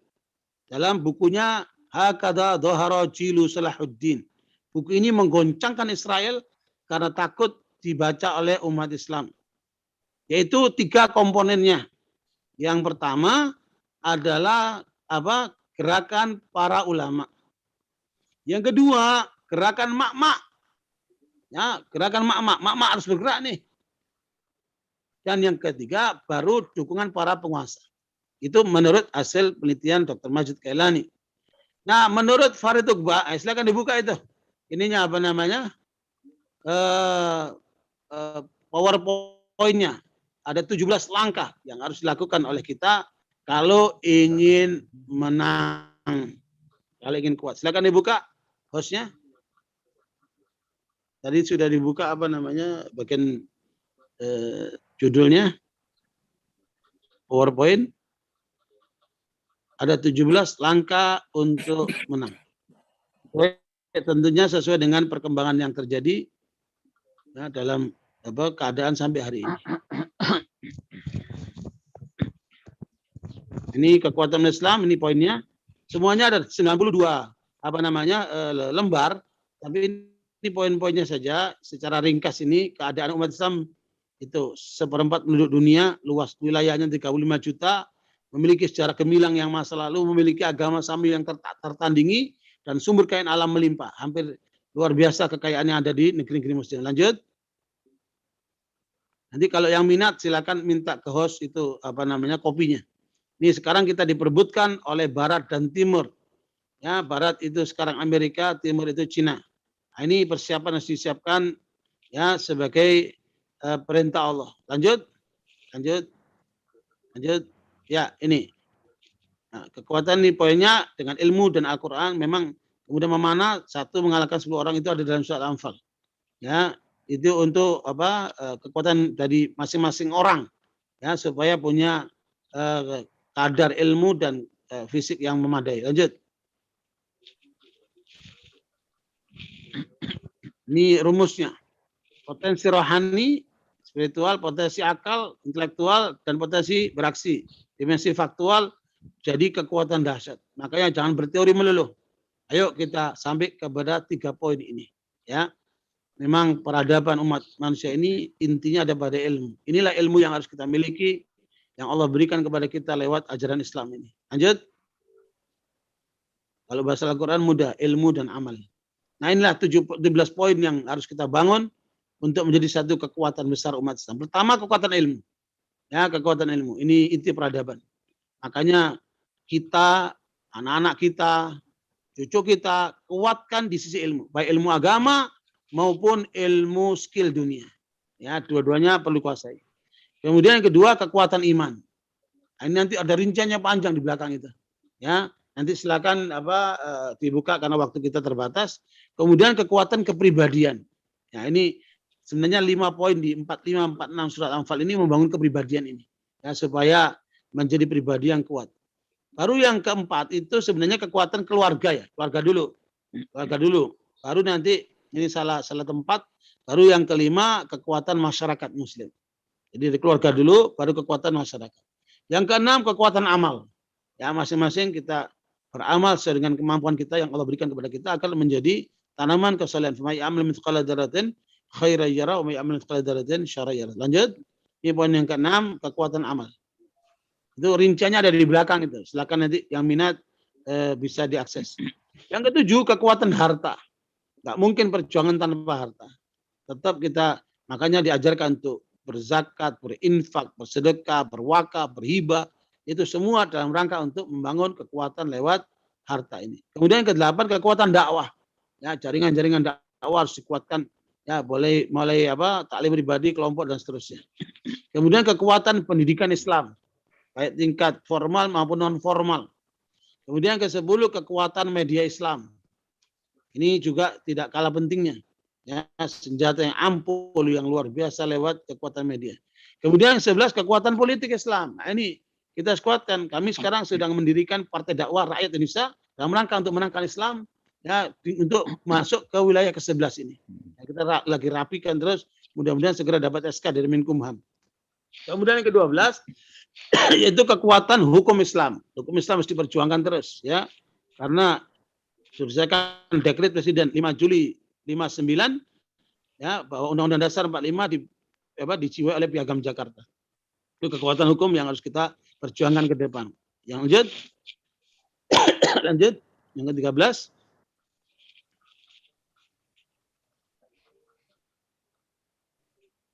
Lanjut, Host. Nah, 13 kekuatan muslimah. Ini belum, enggak usah dulu. Nah, ini kekuatan muslimah ini yang harus kita bangun, ibu-ibu, the power of mak-mak ini. Ibu-ibu jangan sampai terlambat ini. Ikut berjuang bagaimana sahabat-sahabat wanita masa Islam mereka berjuang luar biasa. Kemudian yang ke-14 kekuatan strategi. Nah, ini makanya diperlukan lembaga kajian strategis untuk melihat kekuatan kita dan membaca kekuatan lawan lewat kajian strategis ini. Kemudian yang ke-15 kekuatan intelijen. Ya, sekarang intelijen ini sudah ada intelijen swasta dan semua kekuatan sekarang pakai intelijen ini. Ya, makanya kita jangan ketinggalan ya ilmu kecerdasan ini intelijen ini. Yang ke-16 kekuatan kader Islam. Nah, ini penting sekali nih kader-kader kita harus kita persiapkan untuk menduduki pos-pos penting ke depan. Nah, yang terakhir yang ke-7 adalah kekuatan jaringan muslim. Ya, jaringan umat Islam harus dibangun dalam rangka untuk membangun kekuatan ini. Saya kira 17 poin ini saya nggak perlu merinci. Nanti silakan yang ingin dapat rinciannya itu minta ke host untuk bisa dapat kopi.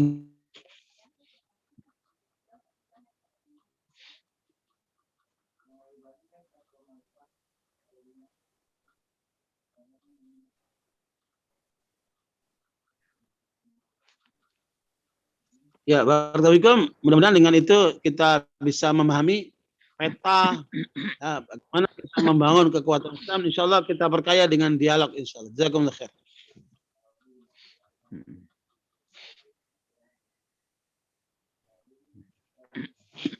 Jazakumullah khairan pada Ustaz Farid Ahmad Okbah LCMA hafizahullah taala atas paparan beliau tentang upaya untuk menyiapkan kekuatan umat Islam. Kita lanjutkan dengan soal jawab.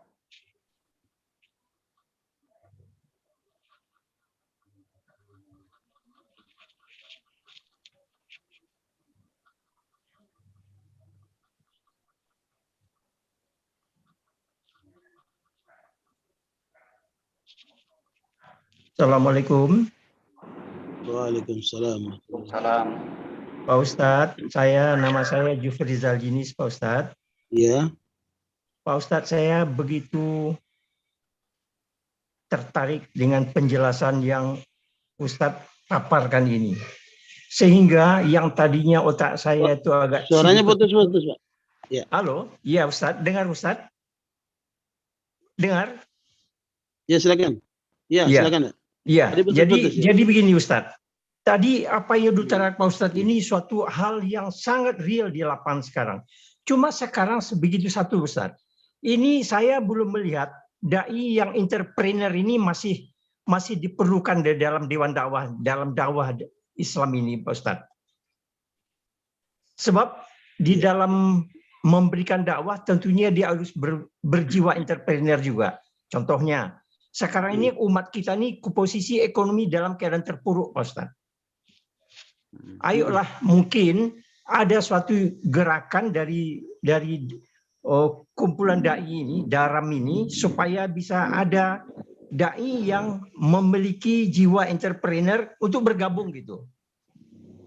Sehingga dari sini mulainya tentunya seperti Pak Ustadz bilang tuh memakmurkan dan mulailah kita dari masjid. Mungkin begitu ide suatu sumbangsaran berpikir Pak Ustadz. Mohon direspon Pak Ustadz. Terima kasih. Assalamualaikum warahmatullahi wabarakatuh. Ya. Waalaikumsalam. Ya, boleh saya jawab? Baik, lanjut Pak Ustadz. Ya, barakallahu. Jadi kalau Bapak baca surat Al-Hujurat ayat 15, tolong Bapak silakan baca. Innamal mu'minuna alladzina amanu billahi wa rasulihi thumma lam yartabu wa jahadu bi amwalihim wa anfusihim fi sabilillah ulaika humus shadiqun. Silakan dibaca terjemahnya. Penanya Saya boleh lanjut. Pak Rizal. Halo. Ya. Silakan baca boleh. Oh, kamu nggak baca Quran nih, nggak baca Al-Quran, masih di luar. Ya, sesungguhnya orang-orang mukmin yang sebenarnya adalah mereka yang beriman kepada Allah dan Rasul-Nya. Kemudian mereka tidak ragu-ragu dan mereka berjihad dengan harta dan jiwanya di jalan Allah. Mereka itulah orang-orang yang benar. Ya. Di situ kalau mau lihat orang benar, jangan cuma lihat jenggotnya. Jangan lihat cuma sorbannya. Iya. Jangan lihat hanya sebatas ijazahnya. Iya. Apa Allah ukur tuh? Iya. Kalau masalah keimanan antara dia dengan Allah. Tapi Allah ukur dua. Dia siap berjihad dengan hartanya, berarti dia dermawan. Dan itu nggak mungkin kalau tidak entrepreneur, Pak. Iya. Kan? Yang kedua, dia siap berjihad dengan dengan jiwanya. Maknanya dia pemberani. Itulah orang yang benar. Jadi Bapak kalau mau lihat orang benar, lihat sebesar apa pengorbanannya dengan hartanya dan bersiap pengorbanannya dengan jiwanya itu. Makanya menarik sekali. Saya membaca buku karangan orang kafir, namanya Robert Kiyosaki. Ya, dalam bukunya Rich Dad Poor Dad. Dia mengatakan bahwa uang itu beredar di 4 lini 4 kuadran. Yang pertama adalah pegawai. Mohon maaf kata si Robert Kiyosaki, pegawai ini adalah kelompok manusia yang paling sedikit hartanya. Karena dia nunggu gajian kan? Iya betul. Namanya gajian kan nggak ada dagingnya itu, gaji kan? Gajian. Mudah-mudahan apa nih yang jadi pegawai ini punya apa sumber lain ya tambahan insya Allah. Betul. Tapi Harus. jangan korupsi. Jangan korupsi, betul. Nah, yang kedua itu semi pegawai, konsultan, pengusaha, namanya dokter, insinyur, ya sebagai konsultan dia semi pegawai, duitnya lebih banyak dari yang pertama. Yang ketiga itu entrepreneur, pengusaha, pedagang, entrepreneur itu duitnya yang lebih banyak dari orang pertama dan kedua itu. Nah apalagi ketika dia masuk yang keempat, investasi. Jadi kalau Bapak jadi entrepreneur, jangan berhenti di situ. Banyak investasi. Doakan, ya, Bos. di properti kah, di di bidang-bidang yang banyak itu. Pertanian terserah lah itu. Insya Allah. Ya. Nah, Insya Allah. hasilnya ada 2 kemungkinan. 1 harus bayar zakat tahun 2,5%. Ya, atau kemudian ditambah dengan infak, sedekah, wakaf dan seterusnya. Di situ maka dia akan menanamkan dunia dan akhiratnya untuk kebahagiaannya. Berjuang dengan hartanya itu, Pak. Jadi saya setuju sekali kalau kemudian kumpulan dana dai Rantau Minang ini kemudian membentuk satu tim yang menyiapkan bidang ekonomi, paling tidak menurut pendapat saya itu pasar halal. Betul. Kumpulan orang-orang pengusaha di situ, pedagang dimulai. UMKM di situ. Iya. Nah itu. Insya Allah itu akan jadi segera, Pak. Insya Allah. Saya juga merancang dengan kawan-kawan di tempat lain. Mudah-mudahan itu segera. Dan kalau bisa nanti pemiliknya masjid-masjid, Pak. 50 masjid, 1 pasar syariah. 1 masjid menginvestasikan 50 juta atau 100 juta. Kumpulkan itu. Kerjasama dengan Pemda untuk tanahnya. Fasum atau Fasos.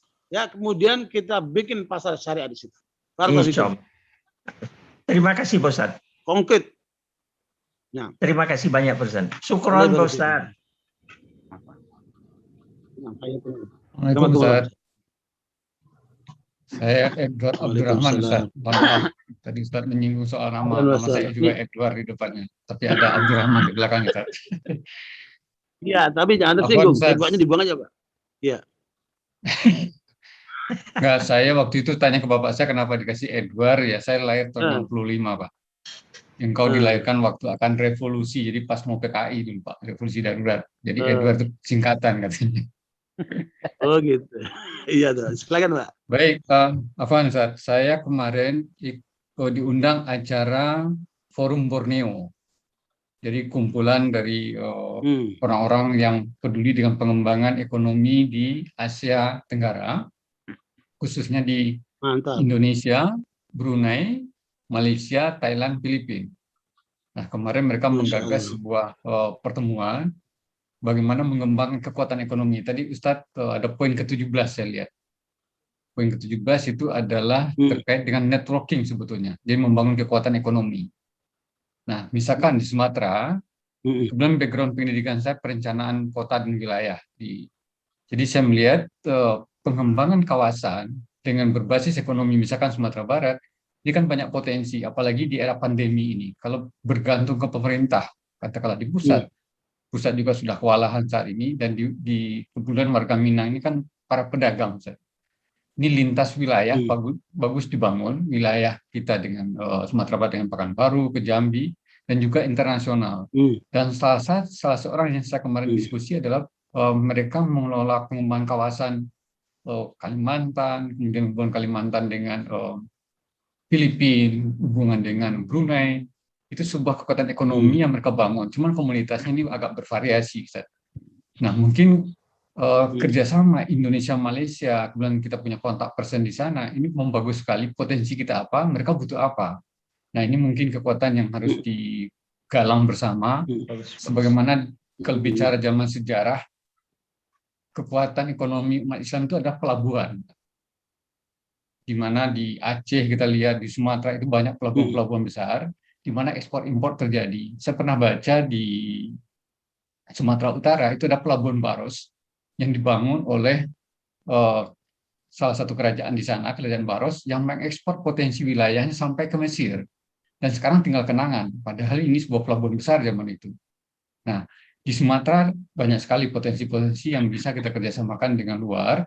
Nah, mungkin melalui forum ini, kita bisa membangun forum bersama dengan kekuatan-kekuatan muslim di wilayah lain. Nah, insya Allah kita coba gagas nanti, Ustaz, untuk pertemuan dengan mereka. Saya kemarin sudah kontak Pak Mahdi juga, menyarankan Pak Mahdi untuk hadir, dan kemudian beliau menugaskan staf, ada 4 orang kemarin di forum itu. Saya kira ini bisa kita tindak lanjuti untuk membangun kekuatan ekonomi. Barangkali itu dari saya, Ustaz. Ya. Kurang rembuk saja, Ustaz. Ya.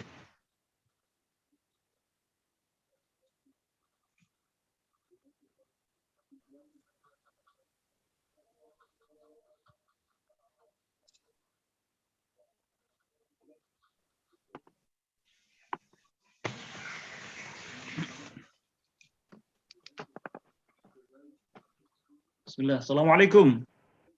Waalaikumsalam. Waalaikumsalam warahmatullahi wabarakatuh.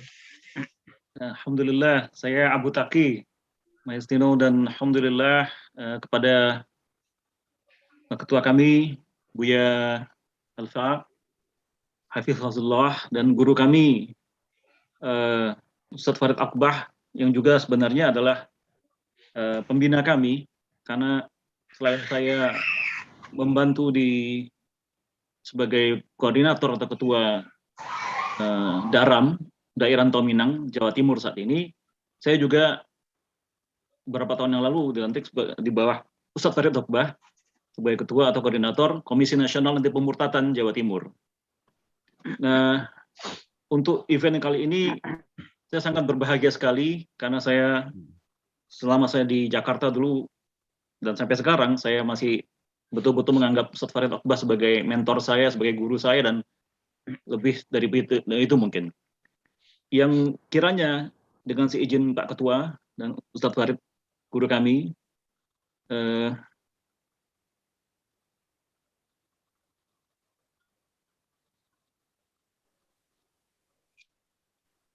suaranya nggak keluar. Suaranya di mute itu. Iya, maaf. Saya kenal betul dan saya paham betul apa yang insya Allah apa yang diarahkan oleh Ustadz Farid Akbah Hafizahullah. Dan saat ini di Komisi Nasional Anti Pemurtadan Jawa Timur, kami mengumpulkan betul unsur-unsur umat dari berbagai lintas lembaga dan organisasi. Walaupun Komisi Nasional Anti Pemurtadan Jawa Timur digagas oleh Dewan Dakwah Islamiyah Indonesia, organisasi yang didirikan oleh seorang Minang, seorang pahlawan nasional dan seorang ulama besar, yakni Buya Dr. Muhammad Natsir, yang juga dulu pimpinan Liga Muslim Dunia, pimpinan Dewan Masjid Dunia, dan lain-lainnya. Namun, di Komisi Nasional Anti Pemurtadan Jawa Timur, khususnya, kami berusaha keras untuk menghindari gesekan-gesekan, sehingga alhamdulillah, yang alhamdulillah juga Ustadz Farid ada di situ, karena beliau orang Bangil. Di situ ada perwakilan dari Dewan Dakwah, dari Muhammadiyah, dari Al-Irsyad kedua-duanya, dari Hidayatullah, dari Insyaallah Persis, dari NU Garis Lurus, dari Stai Ali bin Abi Thalib, dari Al-Malang, dari banyak sekali yang lain-lainnya. Mungkin izin berbagi pengalaman saja, ini tidak mudah memang. Tidak mudah, karena di antaranya masalah media sosial itu sudah luar biasa sekali menghancurkan persatuan, satu. Yang kedua juga masalah al-wahan, penyakit kejiwaan tentang keduniawian itu. Nah, itu hubungan nanti dengan Poleksos Puthankam, politik ekonomi sosial budaya pertahanan dan keamanan. Dan betul Ustadz Farid, kami orang awak ini termasuk orang-orang yang paling mungkin memahami betul gesekan ini, pertama dulu di zaman Masyumi versus Nasakom ya. Salah satunya juga diantaranya nama-nama tadi itu. Nah, namun begini saudara-saudara, kaum Minang dan yang non-Minang, khususnya kaum Minang di sini. Saya berkali-kali di mana-mana orang Minang, saya selalu mengingatkan mengenai adanya adai basandikan syarak basandikan kitabullah. Adat orang Minang itu harus berdasarkan syariat, dan syariat harus berdasarkan kitabullah. Saya kira di seluruh suku di Indonesia hanya Minang lah yang demikian.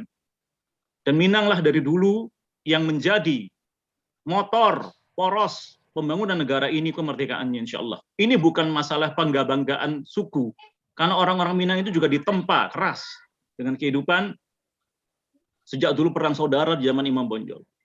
Maksud saya begini, saudara-saudara. Ini bukan tidak mungkin persatuan ini. Dan kami alhamdulillah insya Allah di Jatim sendiri, di mana Jatim ini gesekannya terkenal keras, ya. Ini alhamdulillah saya kira sampai detik ini masih cukup berhasil. Orang-orang saling menahan diri. Yang biasanya bertikai itu saling menahan diri karena satu, common enemy-nya adalah pemurtatan.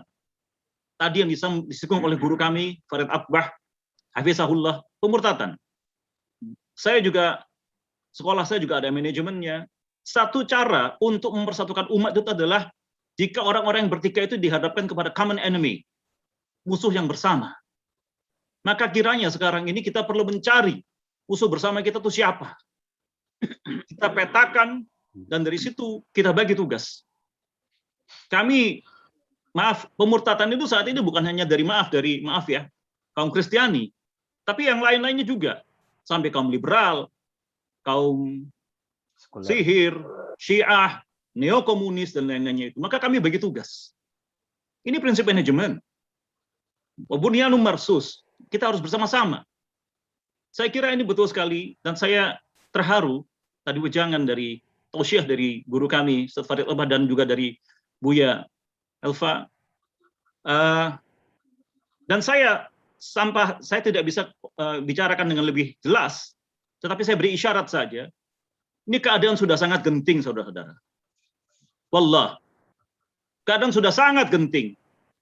Kami selama 10 tahunan lebih terakhir ini sudah bergerak mungkin secara halus, terutama menyebarkan pemikiran, mengubah pelan-pelan, dan itu berdarah-darah. Tak jarang kami sampai malam hari kurang tidur untuk mengcounter itu di dunia maya dan lain-lainnya. Saya ingat sekali waktu Ustadz Farid Akbah di Jakarta bersama guru kami Kiai Haji Ahmad Khalil Ridwan pertama kali membahas mengenai Syiah di Al-Azhar Jakarta, yang itu juga didirikan oleh seorang Minang, Buya Hamka. Maka itu tahun 2009-2010 insya Allah Ustadz ya, bahas Syiah pertama kali. Maka kami menyerahkan cukup tebal itu file mengenai perdebatan mulai 2009 yang luar biasa kurang ajar dari kaum Syiah di dunia maya. Dan mereka sudah mulai sejak 10-15 tahun yang lalu. Sekarang kita sudah terlambat, saudara. Saya betul-betul khawatir negara ini sedang menuju perang. Baik perang internal, karena pengkhianat-pengkhianat itu dari dulu selalu ada, maupun kita lihat sekarang Indonesia sudah latihan perang dengan Amerika, dan hari ini, 2 hari yang lalu, Rusia sudah menyatakan akan berarti perang dengan Cina. Dan pesisir pantai Sumatera itu penuh dengan gas alam, saudara. Penuh. Belum lagi Natuna dan lain-lainnya. Orang Minang tersebar di mana-mana, tapi ketahuilah di mana ada orang Muslim banyak, maka disitulah Allah berikan sumber daya alam luar biasa. Negara ini bukan negara main-main, maka maaf Ustadz, saya ngomong ini sampaikan ini dengan Buya, saya sebenarnya dengan sedikit-sedikit terharu dan saya tidak bisa bicara bebas, tapi ini kita betul-betul sudah terlambat. Maka saya betul-betul beruntung ditakdirkan Allah, saya ini orang terjamin, terlahirkan Jawa Minang, dengan setiap campuran Madura, Arab, dan Cina.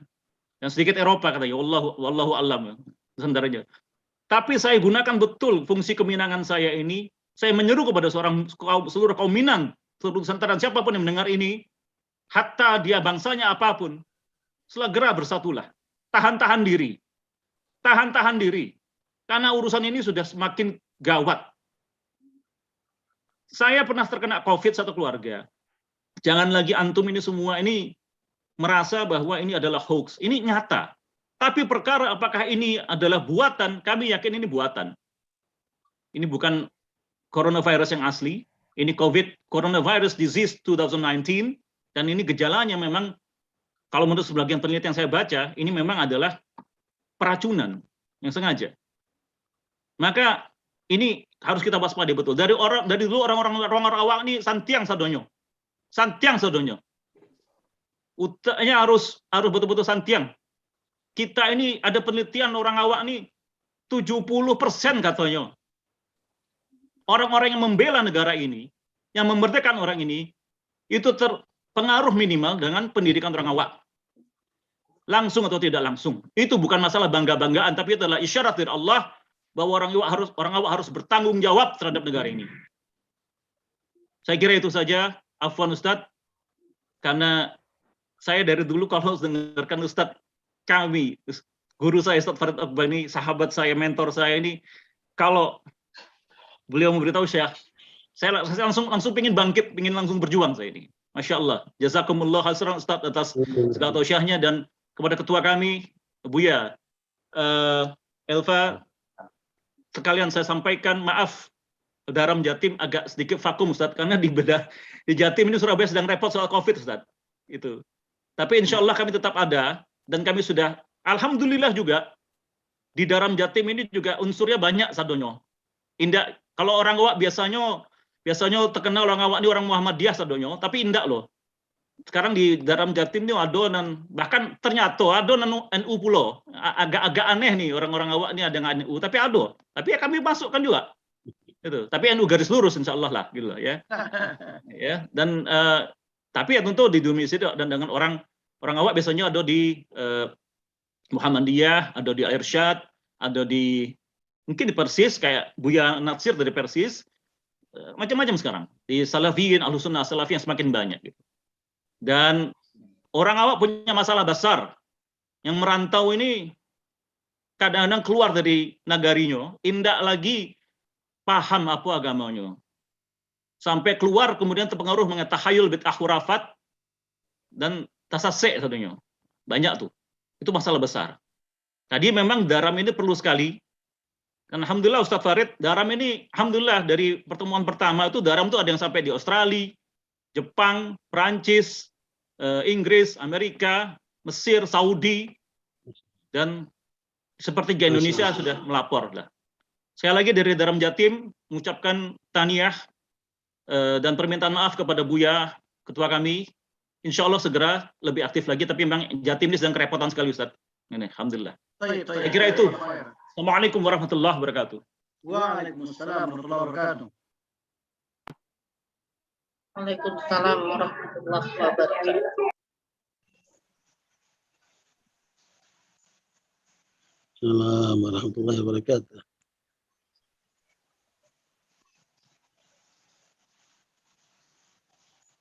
Silakan, ada Ustaz Farid menanggapi.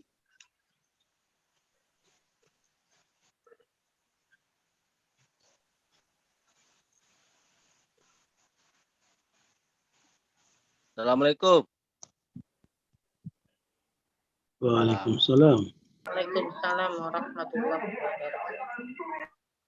Ya, Ustaz Farid, bagaimana kabar? Ini dari Udanton ini.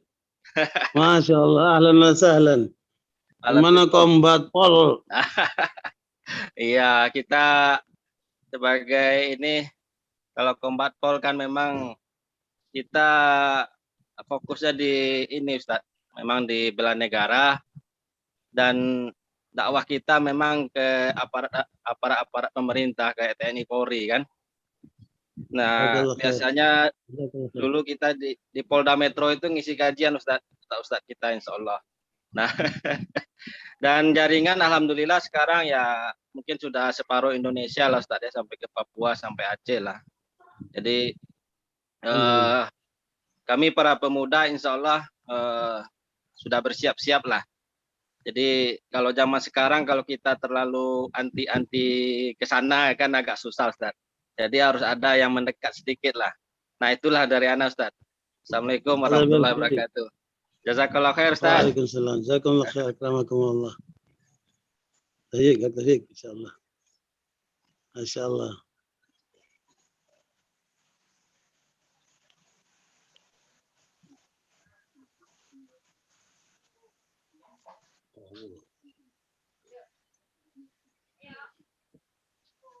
Ayo, ada pertanyaan lagi, Buya Fauzul? Atau ditanggapi oleh Ustadz Farid? Ya, boleh. Saya nanggapin dulu ya. Untuk Pak Edward tadi, itu satu masukan bagus ya. Dan harus ditindaklanjuti. Tadi saya sampaikan, kami sudah mengadakan pertemuan ulama se-Asia Tenggara, itu 4 kali. Terakhir di Padang. Sekali acara itu, kira-kira 5M. Tetapi masalahnya, tindak lanjutnya apa? Nah, Bapak tadi itu Edward dengan segala macam kawan-kawan yang di luar negeri itu, ini harus ada tindak lanjutnya. Kalau enggak, mentah lagi, Pak Edward. Jadi menurut saya, sekarang fokus saja di ekonomi, bikin tim. Kemudian tim membuat feasibility study untuk menetapkan mana saja bagian-bagian yang harus kita garap sebagai prioritas. Sehingga secara bisnis menguntungkan, kemudian secara jaringan jalan, dan kemudian sustainable kelanjutannya itu. Ya, insya Allah ketika itu digarap dengan profesional, dengan tekun, dengan sabar, insya Allah akan berhasil. Jadi kalau kita lihat, tidak ada agama, kata Obama, yang mengajarkan pintar seperti Islam. Ayat pertama Iqra.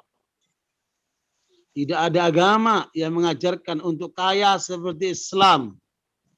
Umatnya disuruh berzakat. Luar biasa. Tapi mengapa umat kita kok jadi mayoritas miskin? Pasti ada yang salah itu. Ya, karena itu Barakallahu, ayo kita yang punya kesadaran ini mulai membangun. Ya, alhamdulillah tadi saya berkunjung ke pesantren di Cirebon. Pesantren ini sedang mengepakkan sayapnya di bidang Al-Quran dan digital trainer untuk melahirkan para entrepreneur ke depan. Insya Allah itu satu hal yang positif. Ya, biarlah mereka bergerak untuk menyiapkan kadernya. Ayo itu Pak Edward dengan kawan-kawan di Asia Tenggara tadi, buatlah itu tim untuk menyiapkan feasibility study dan melangkah apa yang bisa kita lakukan. Kalau menurut saya yang paling konkret itu adalah tadi itu pasar halal. Ya, insya Allah itu akan membuka jalan buat para pedagang-pedagang muslim untuk berdagang, konsumen muslim untuk kemudian bisa mengakses dan bisa offline dan online. Ya, jangan lupa, marketplace online itu sangat besar. Ya, kaum muslimin harus punya marketplace muslim yang untuk mengisi kebutuhan konsumen muslim yang terbesar konsumennya di Indonesia ini. Saya kira itu Pak Ustadz Edward. Adapun yang disampaikan Pak Taki itu merupakan satu imbauan, menyampaikan informasi betapa umat kita menjadi sasaran pemurtadan. Ya, kita sudah banyak mempelajari, mengungkap, tetapi tinggal bagaimana kerja-kerja kita, karena yang kita hadapi ini kekuatan-kekuatan asing. Ya, informasi yang saya terima dari kawan, ada 17 triliun sekarang itu milik Vatikan yang masih tersangkut di bank untuk membiayai gerakan mereka.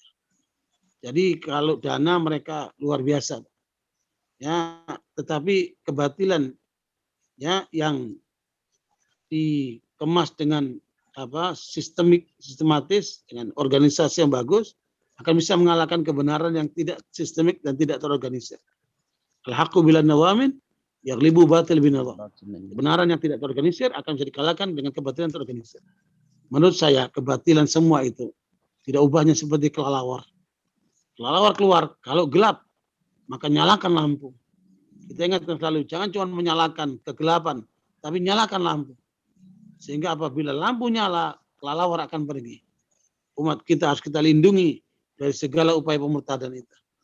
Kalau bahasa Buya Nasir itu namanya difaan, bela umat dari segala upaya perusakan dari luar. Ya, dan binaan itu membangun umat dari dalam. Dua itu binaan wa difaan. Adapun tadi udah Anton, alhamdulillah itu satu langkah yang luar biasa. Terus berjalan, ya kita terus akan ketemu nanti satu titik. Intinya adalah 3 para salafus saleh itu. Yang pertama untuk memenangkan Islam. Yang kedua untuk mencari ridha Allah. Yang ketiga untuk menyiapkan kita menjawab jawaban di hadapan Allah. Ya, mudah-mudahan dengan itu kita akan terus bergerak ya, membela Islam, perjuangan Islam sampai Allah SWT memberikan kita insyaallah husnul khatimah. Jazakumullah khairan, barakallahu fikum. Cukup, Ustaz. Nah, barakallahu fikum. Jazakumullah khairan.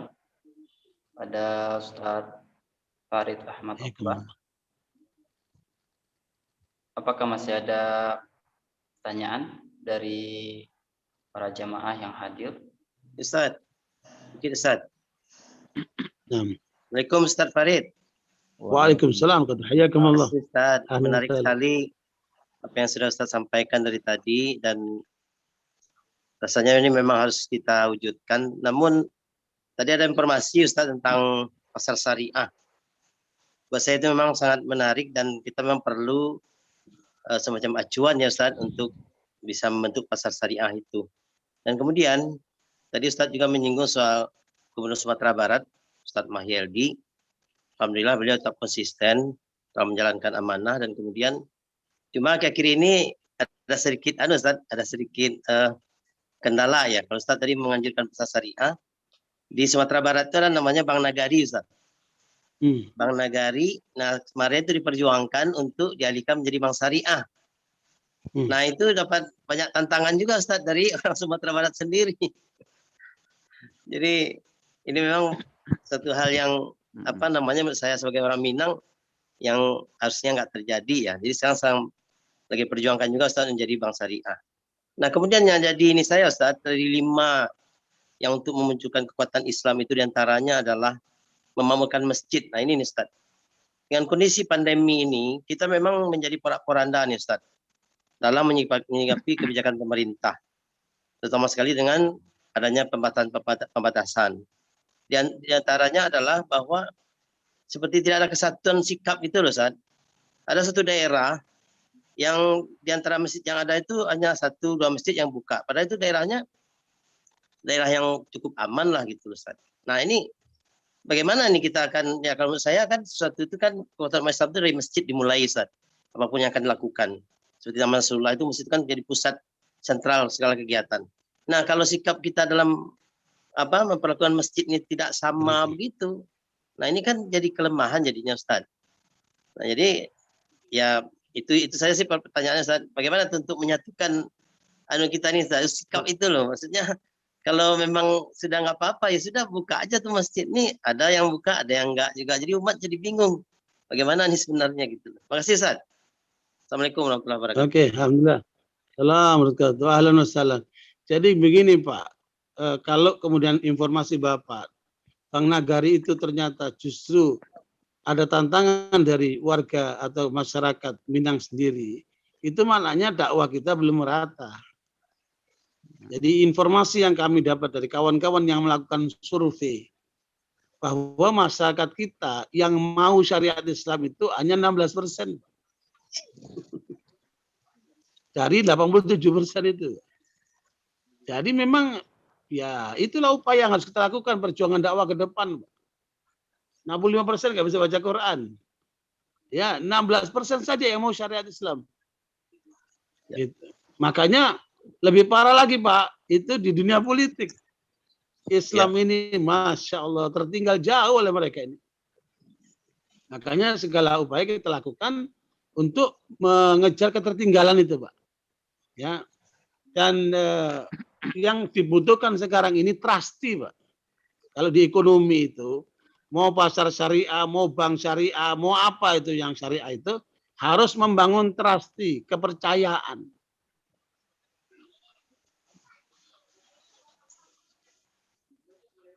Ya, itu Ustaz.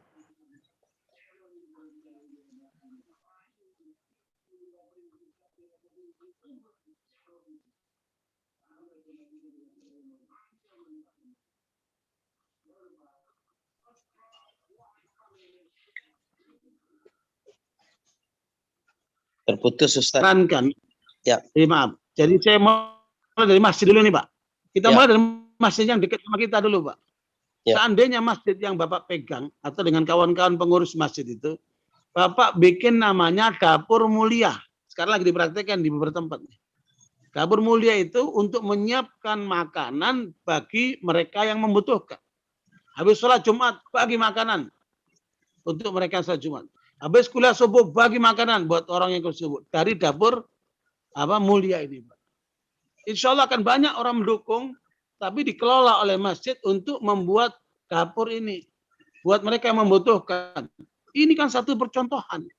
Membangun kepercayaan umat. Ini banyak masjid, duitnya disimpan di bank aja, Pak. Beda dengan Joko Karyan itu kan, Masya Allah. Joko Karyan itu semua dana yang masuk disalurkan kepada umat. Ya, cuman yang kurang di Joko Karyan itu adalah kaderisasi. Nah, ini yang kita harus lengkapi, Pak. Ya, kita harus melakukan yang produktif maupun yang konsumtif buat umat kita itu. Tapi bangunlah dari masjid. Insya Allah terlalu banyak pola yang bisa kita lakukan kalau kita membangun dari masjid, ya Pak ya. Ya, makanya nggak usah terkecoh dengan COVID ini hanyalah hambatan sesaat, Pak. Ya, tetap kita harus jalan mau COVID mau apa, ya Pak. Selama masih nyawa digandung badan, kita terus berjuang, kita terus melangkah dan mulai dari yang ada di tangan kita dulu, Pak. Ya, jangan bicara jauh-jauh, yang di tangan kita dulu. Yang bisa kita berdayakan, kita berdayakan. Ya, makanya ini yang mungkin kita lakukan. Semakin nanti meluas itu insya Allah semakin diikuti oleh orang, karena masa kita itu lebih banyak kalau nanti udah jalan baru ngikutin. Kasih contoh dulu. Ya, keteladanan. Barakallahu fikum. Jazakumullah khair. Terima kasih, Ustaz.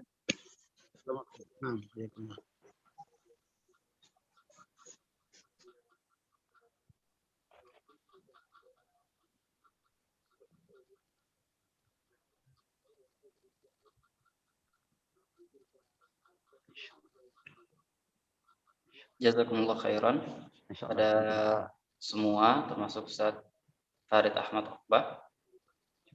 Para jemaah, apabila tidak ada lagi, mungkin kita persiapan sholat asar. Ada wacana untuk kajian lanjutan, tapi nanti di Departemen Dakwah akan kita rumuskan dulu insya Allah.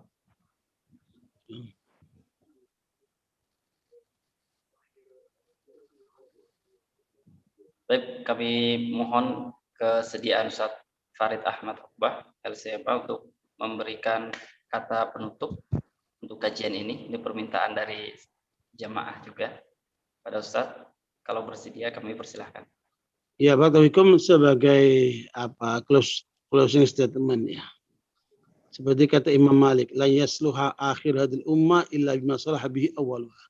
Umat yang terakhir ini tidak akan pernah bisa berjaya kecuali mengikuti umat yang pertama. Itulah Rasulullah dan para sahabatnya. Kita tinggal menyesuaikan dengan perkembangan. Ya, sehingga karenanya ayo kita kuatkan tauhid kita. Kita tingkatkan ilmu kita. Ya, kita bangun semua potensi umat dan kita satukan dalam satu jaringan untuk satu tujuan, memenangkan Islam. Sebagaimana tadi yang sudah disebutkan oleh Allah dalam surat As-Saff ayat yang ke-9. Saya kira itu mudah-mudahan Allah berikan keberkahan kepada kita, sisa umur kita berdayakan untuk perjuangan Islam sehingga kita punya jawaban ketika menghadap Allah Subhanahu wa taala. Terima kasih atas undangannya Buya Elvi dan teman-teman semuanya. Mudah-mudahan diberikan kesempatan untuk waktu yang lain. Jazakumullah khair semuanya. Alhamdulillah asyhadu an la ilaha illa anta, mohon maaf atas kelakuannya. Wassalamualaikum warahmatullahi wabarakatuh. Waalaikumsalam warahmatullahi wabarakatuh. Waalaikumsalam warahmatullahi wabarakatuh. Waalaikumsalam warahmatullahi wabarakatuh. Waalaikumsalam warahmatullahi wabarakatuh.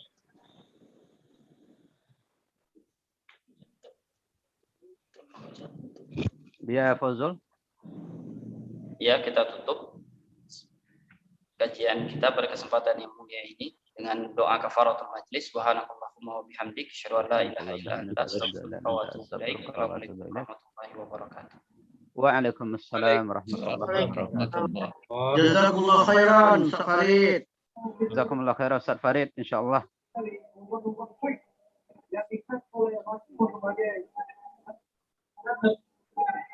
Izin pamit, Ustaz. Assalamualaikum. Ya, Ustaz.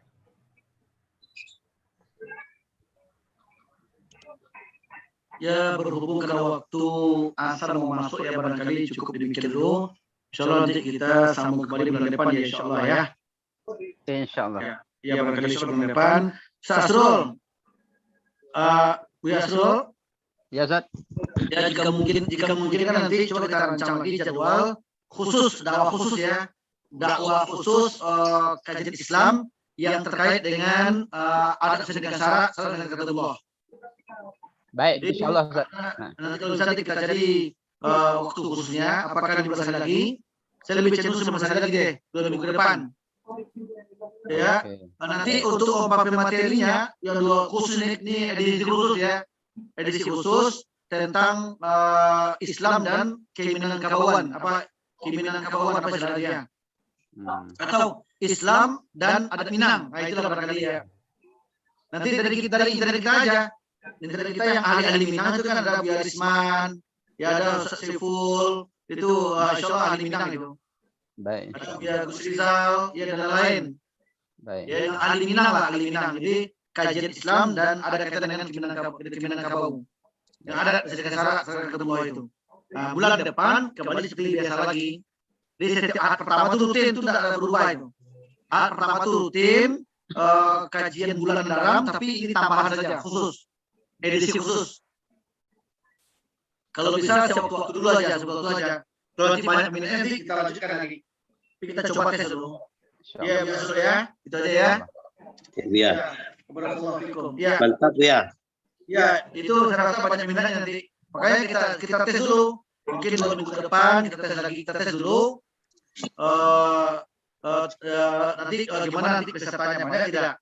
Tapi yang bulanan tetap ada terus, tidak berubah. Bulanan tetap ada terus. Oke, baik. Insyaallah. Itu tambah saja. Baik. Ya, insyaallah ya. Itu aja barangkali ya. Bu pamit ya. Ya, Ustaz, pamit Ustaz. Jazakumullah barakallahu fikum. Assalamualaikum warahmatullahi wabarakatuh.